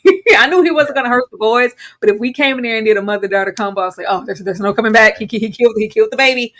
I'm looking at this comment. It says, why didn't she pop his head? It was either that's so quick. Yeah. It was either it happened quick or we don't have that capability because we're not actually V. Going back to Elliot's theory. Come on, Elliot, go on and write this show real quick. Okay? Where you hear for Butcher and these tentacles popping out. Absolutely. This is what I was waiting on the whole time. I was waiting on him to come out. Billy Butcher has officially earned his name, okay? I need you to be butchering people all next season. I need you to go in. I don't even care who it is at this point. Because at this point, if you feel, you know what, Billy, if you feel like they should die, I'm gonna be on your side at this point. Maybe everything must go, because I'm over it too. At this point, we've been playing around too long, and everybody can get it right now. Everybody can get it. Sorry, Vic, you had to go. Now, if it really was Vic, I think her guard was let down because they've never been able to attack her successfully before. So she's never had a reason to try and pop their heads because they've never been able to get to her. So him coming in there with tentacles, who knew that was about to happen? Even none of the boys knew that was about to happen. They're looking at him like, what the hell is this? Right. And why you ain't say nothing? And at this point, Butcher don't care. He's like, y'all playing too many games. It's time to just start knocking people off because I'm tired. I'm tired of the BS. Me too, Butcher. Me too. Oh Lord, he's tough to kill everybody. I did. I'm loving. It's like when this happened, I was like, oh V. Then I was like, oh, it's starting. we're here. We're finally here. Speaking of being here, this was all a part of my plan. Moo ha ha ha. Pledging allegiance to Homelander. Now we have Sage come in the exact same clothes. The exact same clothes that I don't know if this is her regular, like whatever, but she comes in and turns on the news and we see what's happening to, who could have been him being the president. That's no more. We have this guy, I forget his name, but we have all that intel on him with the doppelganger and information that he wouldn't want to be let out, that Homelander knows. Just like, hey, with everything happening, not only do I want to put this 25th Amendment into rotation, but I need to speak to Homelander to pledge my allegiance. And Homelander's just like, but I told you to go away. I dismissed you. I disrespected you. I did. Yeah. It's all a part of my plan. Like, I knew you would do this, and I counter-reacted with this. Next time, you should listen to me. But why? Why are you here? Why would you stay? Because I wanted to see if I could. I was like, where are we going with this? Where are we going with this? I'm not liking it. I expected so much more payoff with Sage. I thought it was just going to be some really big revelation. Maybe they're saving that for the next season and getting into plan 2 or the part 2 of her big plan, but it's not looking good right now. Kay, you said you got some theories on Sage. What you got? I had to really think long and hard about this because she's actually really been telling us who she was. We just didn't want to see it because we all hate Homelander. So we just assumed that she was going to be a part of the takedown. But she told us that she does not like the government either because of she tried to tell them before something and they didn't listen to her. So she has the same disdain for the government as him. Her plan may have not come to fruition the way we thought it was going to be, but it was the way she planned it because this whole time she's been moving pieces so that Homelander could get to the top spot, and she's aligned herself with the most powerful person on the planet, and he now knows that she helped him get there more than anybody because moving these pieces around, it may not have looked like how we thought it was going to look, because personally I thought she was going to be like oh boy on Limitless and have a whole nother agenda set aside. Her true plan is to take down the government as well. She don't give a damn about these people at all. So she's exactly where she meant to be this whole time. We just had better high hopes for her. But no, she trash. She more trash than A-Train was. Okay, I don't get that, because if that's the plan and you're aligning yourself with the most powerful, you could be the most powerful. Like, you have to put. There are ways around. Oh, nobody listens to me. The government didn't take me serious as the smartest person, as a Black woman. There were ways around that to get to wherever she's trying to be without using the likes of an idiot like Homelander. It's just, But maybe she tried. She tried it the right way. She tried to go about it in the for the fashion that we would have hoped. And because she was Black, they played her to the left. So apparently the only way she's going to be taken seriously is if she's standing next to this guy and being the brains for this guy. I don't think it's about taking her serious. I think she's crazy, and it's just like, she's just as crazy. I think it's today we're taking over the world, Pinky. Like, I thought I could do that, and I did that. Like, let's see what else I can do. Definitely crazy. She doesn't. Crazy. She doesn't trust the government. I don't know. It's two sociopaths together. Like, we had high hopes for her, but she's just as crazy as he is, and she's aligned herself with one of the highest ranked, craziest people. She's even a line, K. Homelander would never have any allegiance to a single soul. She could help him get to wherever, and the minute that you're whatever, he will dispose of you like he's done everybody else. Like, that's just, I need more of her plan, Ashley. Yeah, no, this disturbed me and disgusted me. And I'm going to keep this as politically correct and as cute as I possibly can. However, I feel like this is the reason why we need representation in production, in direction, in writing, because I don't know if they understood the nuance and complexity of writing a character like this. Like, I love the idea of Sage in theory, the smartest person in the world being a Black woman, but to have her entire storyline centered around her proximity to whiteness. Okay. And the idea that he can throw you away like trash in one moment, but I'm still going to accomplish this mission because I want to serve him, really, or saying, oh yeah, no, this was my whole plan all the time. And thank you. Thank you for throwing me away like garbage and doing everything I knew you were going to do. So that I could feel accomplished by now your approval. It didn't sit well in my spirit. I don't like it. I don't know if they thought this all the way through. Yeah, and I don't even know if I care to see what she's going to do next season, right? I hate that I feel like now I'm alienated from her character, because at this point I'm just like, after that because I have no hopes for her turning over to the good side. She's not going to come over to the boys because she doesn't believe in their same mission. I just can't with the like you said, her mission and what the optics of how this looks. It's just crazy as hell. It's just really unappealing, and I hate that it's exactly what we thought we didn't want it to be when we talked about her episode 1 and 2. Elliot? Yeah, but I remember when we first got on here, and I was like giving them the benefit of the doubt, like there's something, they're gonna give us something, but no, it's unfortunately this kind of shows one of the weaker elements from the writers' room this season, because it's a very hard thing to give us the excuse of like why the smartest person in the world hasn't been able to, as she alluded to, cure cancer. In property. You know, there's so many things she could have ended with her intelligence if she is quote unquote the smartest person in the world. So yeah, that unfortunately, and I think, and I'm not trying to put all the blame on the writers, but I feel like this is one of those Hollywood check mark things of like, we'll be very progressive of us, Amazon, if we wrote the smartest person in the world is a black person. It's a black woman even more. So we're going to get some brownie points, but there's no nuance or no, again, I hate to give them the open door of like, well, there is one more season and it could revert and we'll be like, oh, but to me, it is poorly handled because if you really, and I'll probably rewatch the season for this exercise, but just thinking off top, if you go back and really think about if this was all her plan, there's a lot of circumstances that had to go. It's almost remind me of like Lex Luthor and BVS. Like someone had to do this, to do that, to do that. Someone had to die accidentally for all this to happen. And it doesn't add up. And again, I'll rewatch just to kind of put the pieces of the puzzle, but like, oh, I gave A-Train enough for him, just enough for it's like, there's so many things that would have had to work her way. That doesn't make sense to me. So we'll see what comes of season 5. We still haven't explored the backstory between her and A-Train. Does she have family out there? Like, what's her origin story to like why?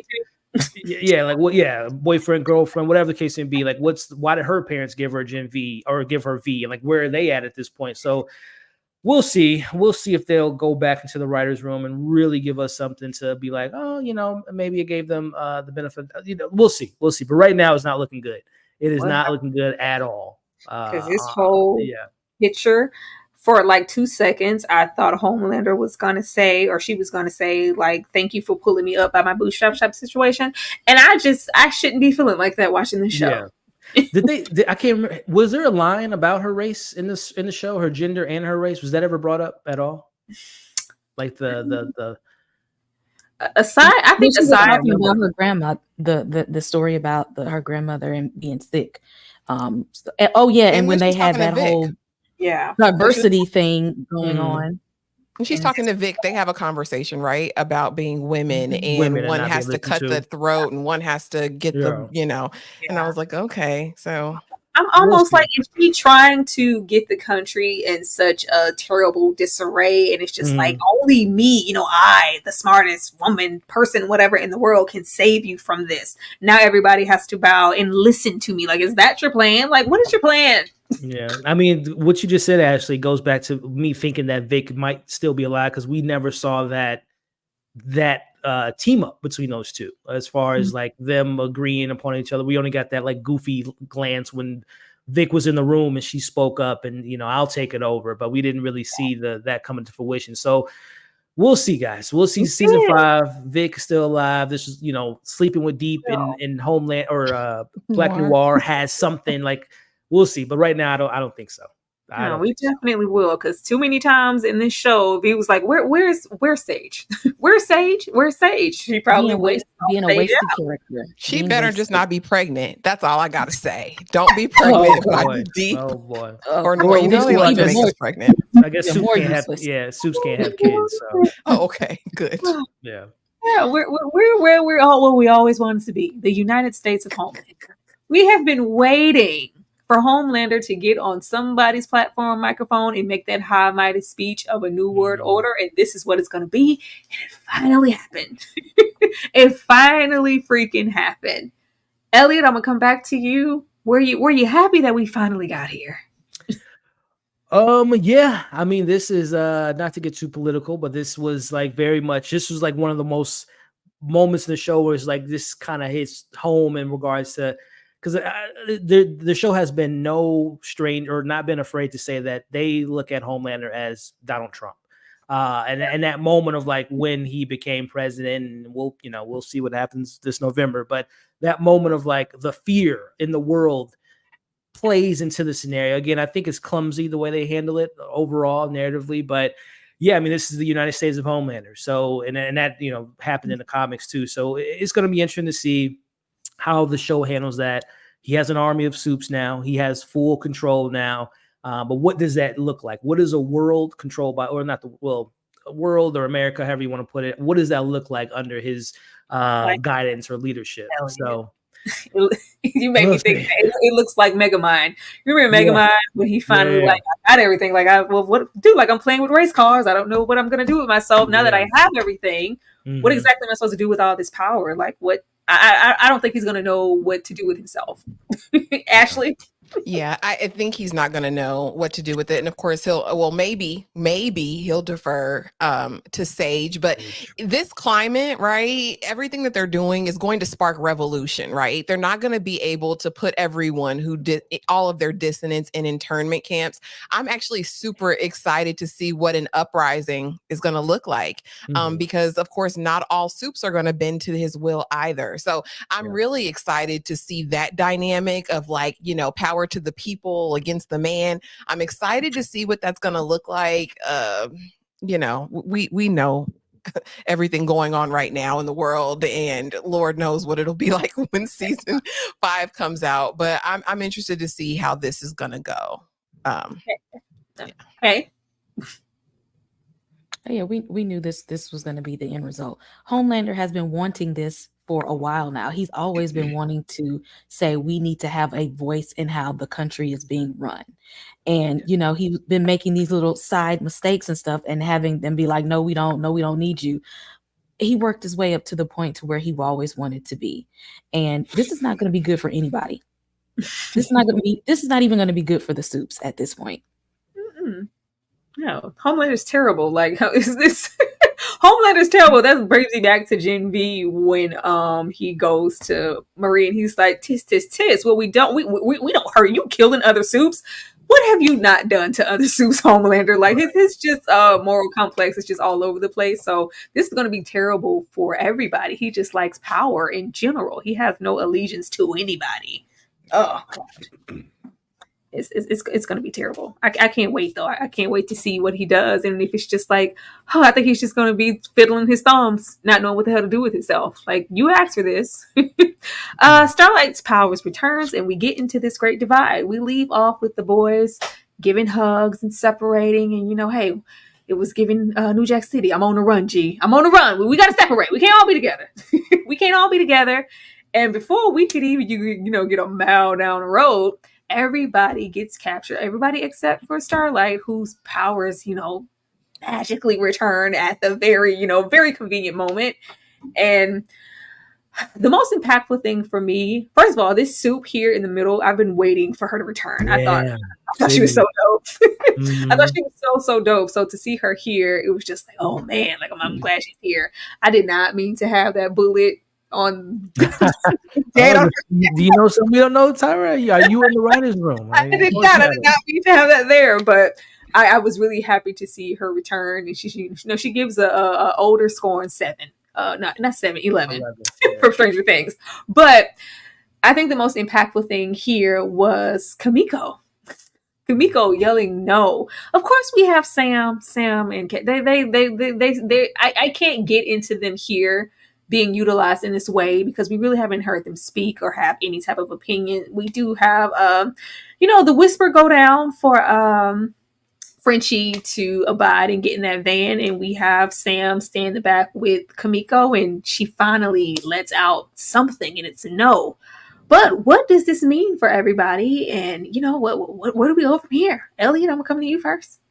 Yeah, no, this is again, with all the shortcomings of this season, I will say that unfortunately this season was sacrificed for setup, and if the setup has a lot of potential to be something really, really good. This was a great ending to me because it does show you there is no hope right now with the power of Homelander. He literally was able to find them in a heartbeat. So I like that it puts our characters at a position where we don't know where they are. Or, where maybe they're going to be in the same bunker or hidden out in the same area that the kids from Gen V are at. Yes. And again, it makes you wonder. I hope that it isn't a plot armor, but it makes you wonder. They literally could have killed all the boys right then and there. So why are the boys still alive? So hopefully it's not just like, well, obviously they're the main characters. We can't kill them like that. But I'm hoping that there's like something that because one, I mean, Frenchie, I was thinking for 2 seconds that she was going to have him like go in the water and just unalive himself. I thought that Frenchie was going to die right then and there. I'm like, that would have been dark and also good because I was tired of Frenchie, but they didn't do that. So they kept him alive for some reason. So now is Frenchie going to be in the mind control of Kate and being like, you are now our chemist. You can now do whatever we want. If we want to make a virus to kill all the humans, then do that or something like that. But I like the ending. I like that it does show that Sam is a bad mother effort from Gen V, that he can restrain Kimiko, who we've seen has been very powerful herself. So it does open the excitement for Gen V season 2. Starlight getting her powers was cool to see because we know it was hinted at very littly in the season, but there was like moments when we would be at the boys' hideout or whatever, and she was like trying to like work on her power. So it does have like a little callback to that. Poor Marvin. Why did he play with as a black man? That's the third time that guy has done that, because that's the same guy that was in episode 6 of season 2 who grabbed him by his thing in that episode, and that was the same guy that, you know, his inner stuff came out on his face. So there's a beef. It's not funny anymore, Elliot. Like even leaving off of the situation with Web Weaver and him having to, like leave Marvin alone. It's a running joke at this point because he always has something being thrown in his face or something of that nature. But yeah, I like this ending a lot because it sets up this idea that we are going to see the boys at season 5 at a spot where they're not going to be like, all right, gang, how are we going to get? No, they're like going to be in cages. Someone's going to have to break them out, which again, I did not think that Gen V was going to be so exciting. Season 2 of Gen V has so many possibilities because you would think that they're going to have to be the ones that's going to have to save the boys. Season 5 is Gen V crew, boys crew, moving forward. So this has the potential to be a great setup for season 5. It does, because who's out there for Starlight to link up with besides Butcher? Nobody else is out there from the boys. Yeah, exactly. Ashley? Yeah, I was again super excited to see our crushing girl from the asylum from before. I had missed her. I was like, we're never gonna see her again. So I was super excited to see her. You know, Starlight, I guess, is going to come into her own. That's the only thing I can think of now that she's fully activated. She's had her come to Jesus moment before, right? So hopefully in season 5, we will see a brand new Starlight who's, you know, full of purpose and conviction in getting her people. As far as the Gen V kids, I actually liked them here better than I liked them when they came just for the little speech. I was like, okay, at least they're doing something now, right? As far as Kimiko finding her voice, again, really it's centered around Frenchie. You ain't found your voice any other time, but okay, girl, it's love, it's real, we get it. As far as where they'll be, we know they're going to some of these internment camps or prisons or whatever. I'm curious if they will start their own uprisings, because if the government, whoever has any sense, they would never put them all together. So I'm excited to see what this kind of grassroots movement could look like with all of them, unless they, you know, sentence them to be unalived. I'm curious to see, is Butcher gonna come save the day? Because, you know, I don't know. I'm excited if they come through with season 5. They just cannot give me another season 4. Don't do this ever again. The boys don't. Actually, they better do something, because the way they rolled up and everybody's being captured and not killed, enough with that. Something better happen moving forward. That's astounding. Okay. This ended really well. I like to see that everybody except for Starlight and Butcher were captured, and Starlight and Butcher don't even get along, but they're somehow going to have to work together because they're all they have at this point. Like, the gang is literally split up, and split up in the worst way. They had no backup plan for this. They had no, if this happens, what do we do? They have nothing for this. At this point, they're virtually helpless, and they're going to need Butcher and Starlight to actually, you know, get along for once, to come and help them. I actually hope the kids from Gen V find at least Kimiko and somehow and kind of team up with them. But they can't do this alone. At this point, the boys need more help, and they need better plans. This whole season, none of their plans work. They have failed this whole season. They need Vicky. They need Vicky and Stan Edgar. Stop playing with us, please. We need Vicky and Stan Edgar to pull up to the function and get this order. Like, man, I just come on, Giancarlo Esposito, where you at? Yes, Stop playing. I forgot to bring up Ryan's still out there. Yeah, I mean, he hasn't really interacted with the boys, so I don't know if he'll have that type of care for them. But He's I'm not sure if Butcher is feeling him right now. What are you gonna do?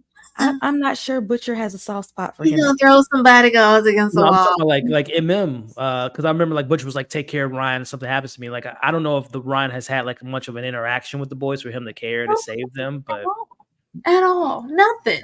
Where's Butcher going? And poor Zoe. Zoe ended up where her mother never wanted her to be. She's in the group home. Tragic. But I was like, yeah, you leaving? We're leaving Zoe alive for a reason. This is a revenge type of. Remember what you said about my mama? It's gonna be with something in the sort of that, or just for Stan and Samir to sort her out. But Ashley, where do you think Butcher is going? It's muted, Ashley. I did love the imagery though, with the devil in the back seat, driving down the road to nowhere. We'll see how this goes. I just think he's on his full on demon era, and it's gonna be a trail of carnage. I don't know what kind of plan he has or whatever, but we know it just means complete annihilation of all of the soups. And I guess that includes himself, right? So that'll be interesting.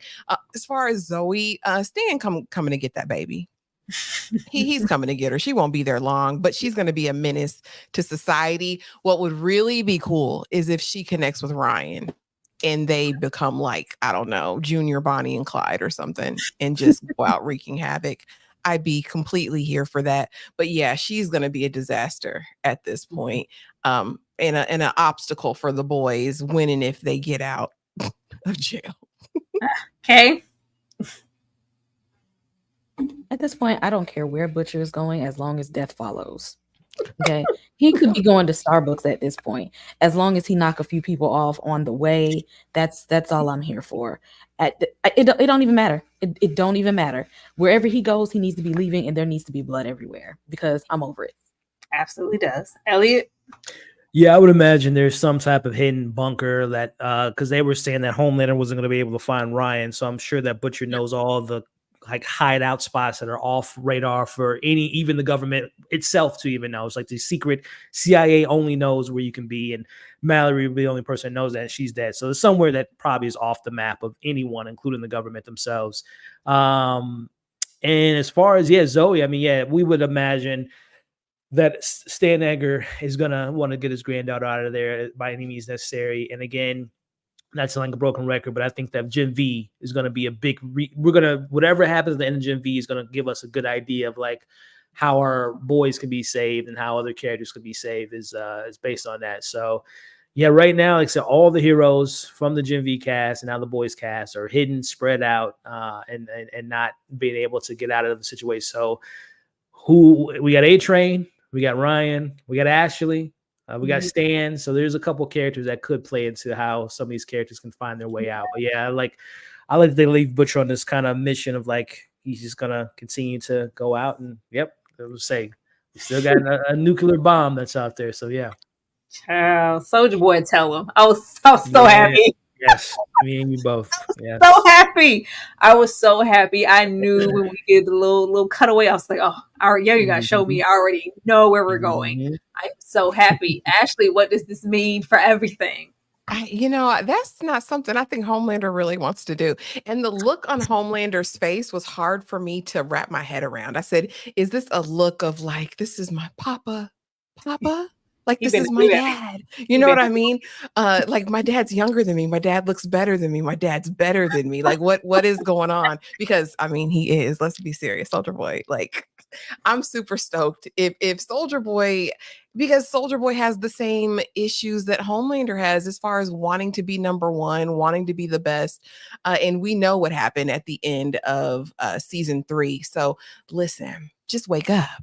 It doesn't matter what he does as long as he's up and I get to see him. I didn't know what the gleam was for. I'm like, you don't want them problems. Why are you happy? Like, are you happy that like I know where he is and he can't get out? Like, this better not be like, okay, yeah, we're about to wake him up. I think the last thing Homelander would want to do is wake up Soldier Boy, but I hope he gets up. Elliot? Yeah, this was great. Jensen Ackles was such a great addition. Like he made season 3 the best season to me of this entire series. Just how like much of an impact he had, and all those jokes of like him being like so attracted to older women because he obviously comes from that time. It's just like all those moments worked, and it's just such a great character. Again, another example of a character in the comics that was just kind of interesting, but nowhere as interesting as what they did with the show. So very excited to see what they do with him, and I would imagine a la, because they were very on the nose of him being like a winter soldier, going under the ice, being out of control like Bucky was, and going back to the Winter Soldier comparison. They do have a suit that can control people's minds, so all Homelander has to do is call Kate as soon as they wake him up. Hey, Kate, put that spell on him. My dad now is going to be under my control, but it's going to probably take someone to break the trance.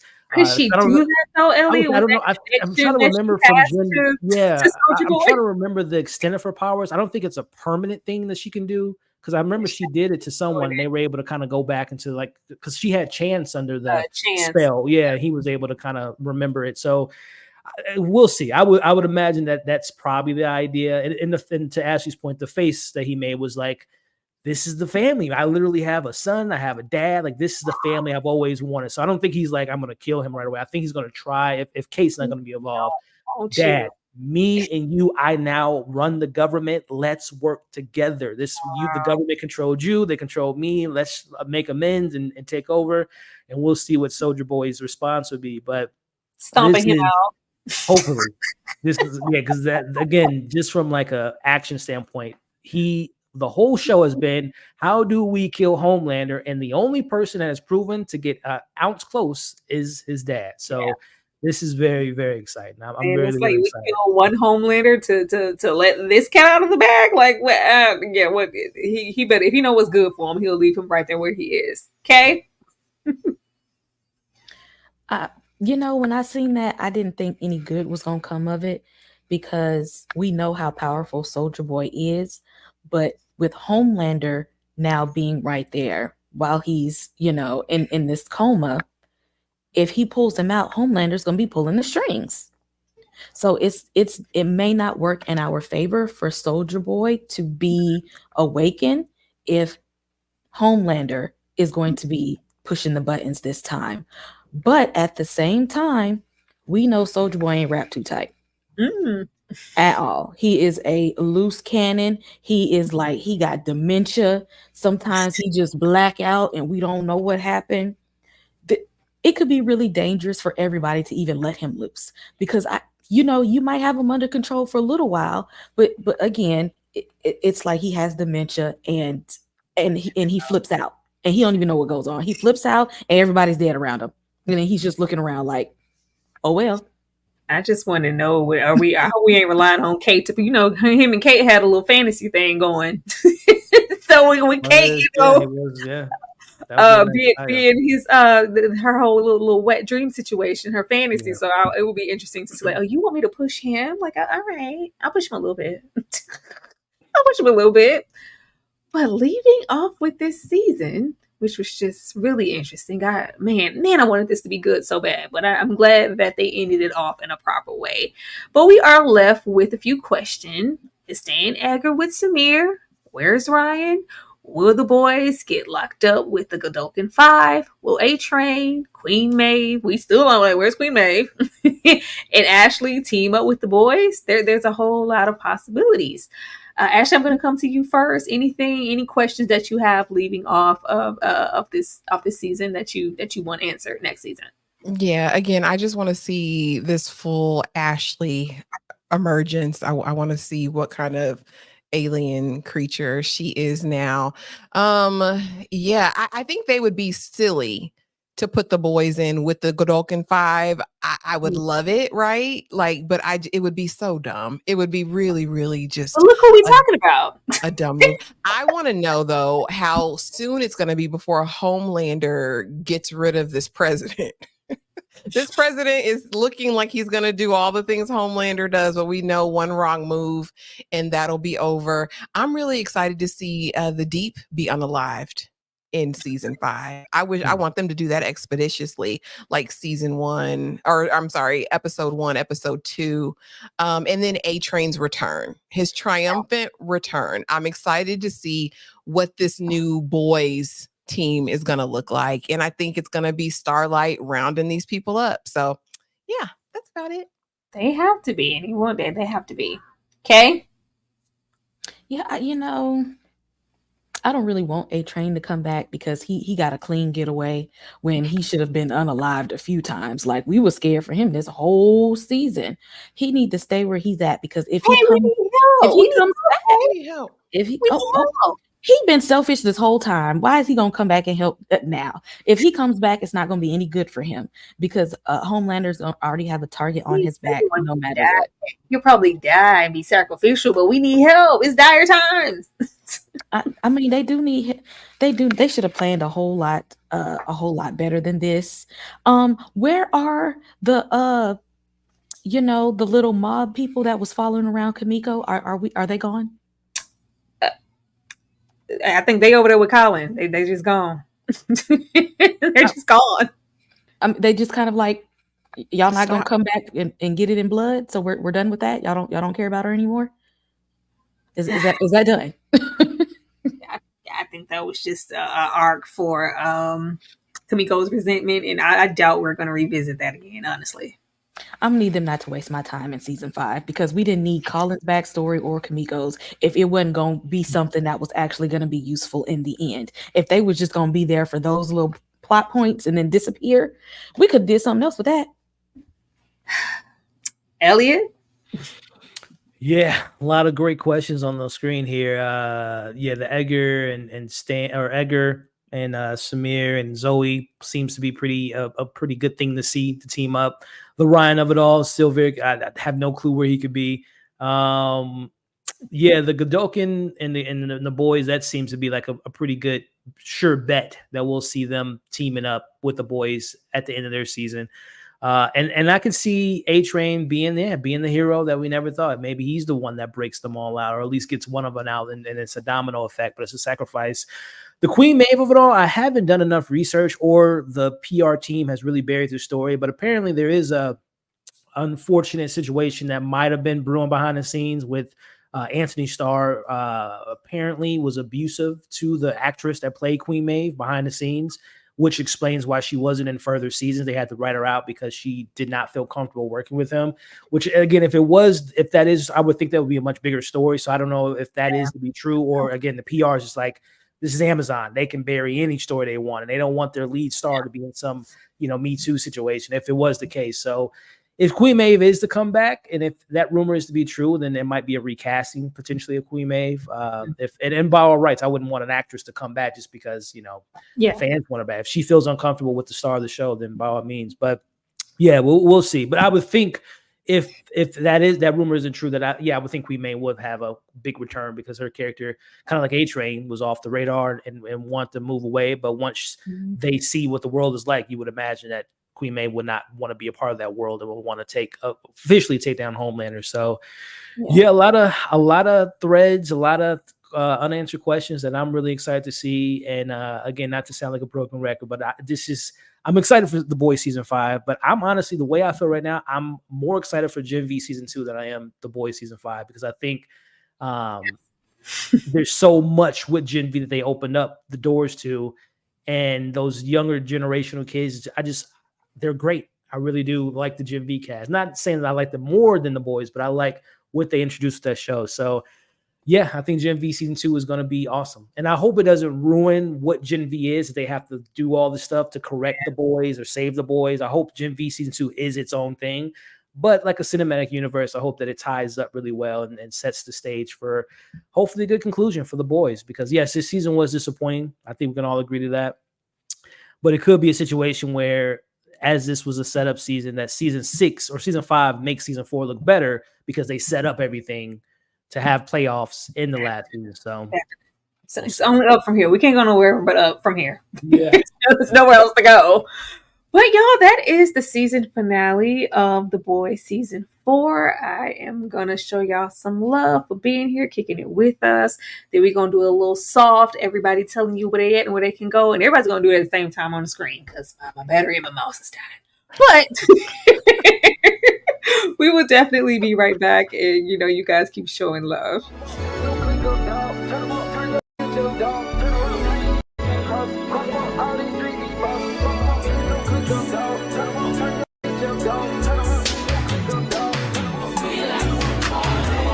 He want the scoop, she want the tea. She want the tea. I cannot speak. We keeping it street.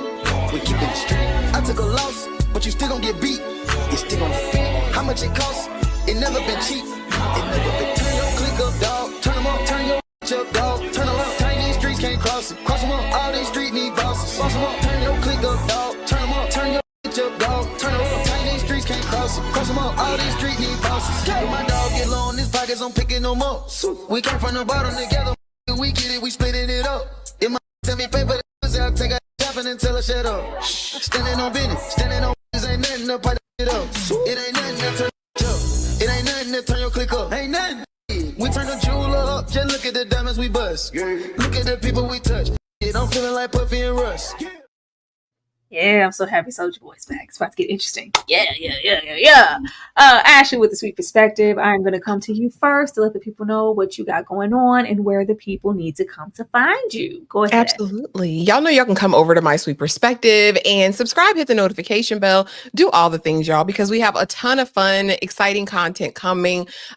Tonight, I'll be dropping Unprisoned Season 2, my review. Tomorrow, I'll be dropping my review of episodes 1 and 2 of Lady in the Lake on Apple TV. If y'all aren't watching it, I need y'all to go watch it like yesterday. Okay. But yeah, just keep the notification bell on so you know when we're going live. There is a ton of content coming up the rest of July coming into August. And thank y'all for being here. What a fun night. Thank you, chat. You're always live. And we thank you so much for coming and hanging out with us.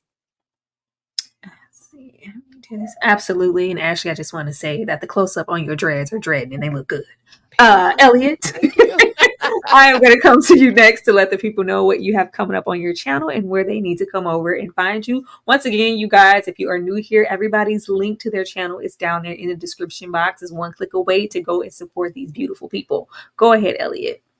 Well, yeah, first and foremost, Tyra, thank you for having me on. I know we've collabed on my channel before, but I was so happy to get that DM being like, hey, you want to talk about the boys? I was like, yeah, but I'm more excited to be on Tyra's channel because she's so dope. So thank you for having me these last few weeks. And I've had the fortune enough to collab with Kay in the past, and it's so great to be able to see Ashley every week as well these last few weeks. So I appreciate y'all having me on. So as far as on my channel, a lot to look forward to. Monday I'm going to be lucky enough to see the big Marvel film of Deadpool and Wolverine. So keep an eye out for out of theater reactions, reviews and all that stuff. Because apparently we're going to see everybody in Marvel maybe make a cameo. So there's going to be a lot of content surrounding that film next week.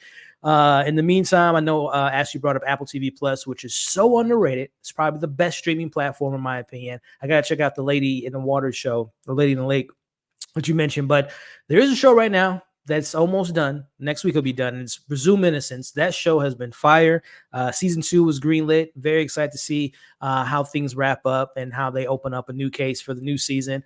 And then, House of Dragon, we're doing lives and watch parties and after shows for that show. We got 3 more weeks of that to look forward to. And I got to find something to replace that hole of The Boys, because that was something I was covering every week. So I'm looking for suggestions out there for anyone out there. Let me know what to look forward to for August. I guess the Umbrella Academy might be able to fill that void, even though the last season that wasn't that great. So anyway, take a look at my channel, check me out. And again, Tyra, Kay, and Ashley, and I know Dom is in here, but it was great to chop it up with you all for the last few weeks. I had a lot of fun. Yeah, absolutely, Elliot. We appreciate you for being here, and I loved having you. Once again, y'all getting into that lady. I love you said Lady in the Water, because I keep saying the same thing. Yeah, Lady in the Lake. Y'all be sure to go and check that out. We're going to be recapping that also. But yes, Kay with them books, because you read them. Y'all Kay been over there putting out content. Tell the people where they need to come to find you and what you have going on.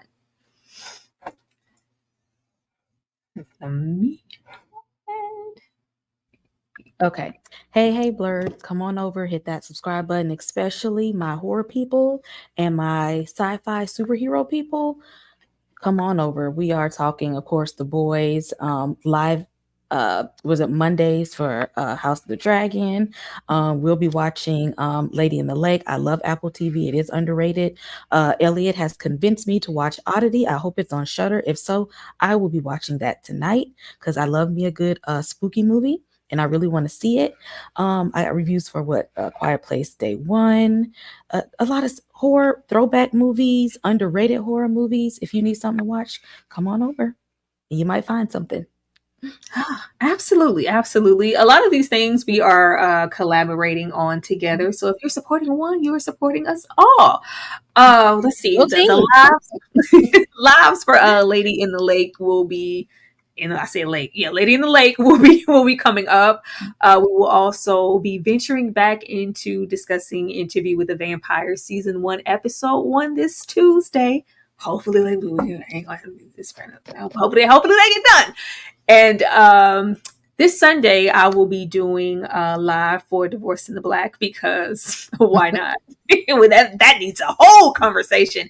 If you want to cackle like you have never cackled before with a panel of beautiful women, make sure you are there for that Sunday.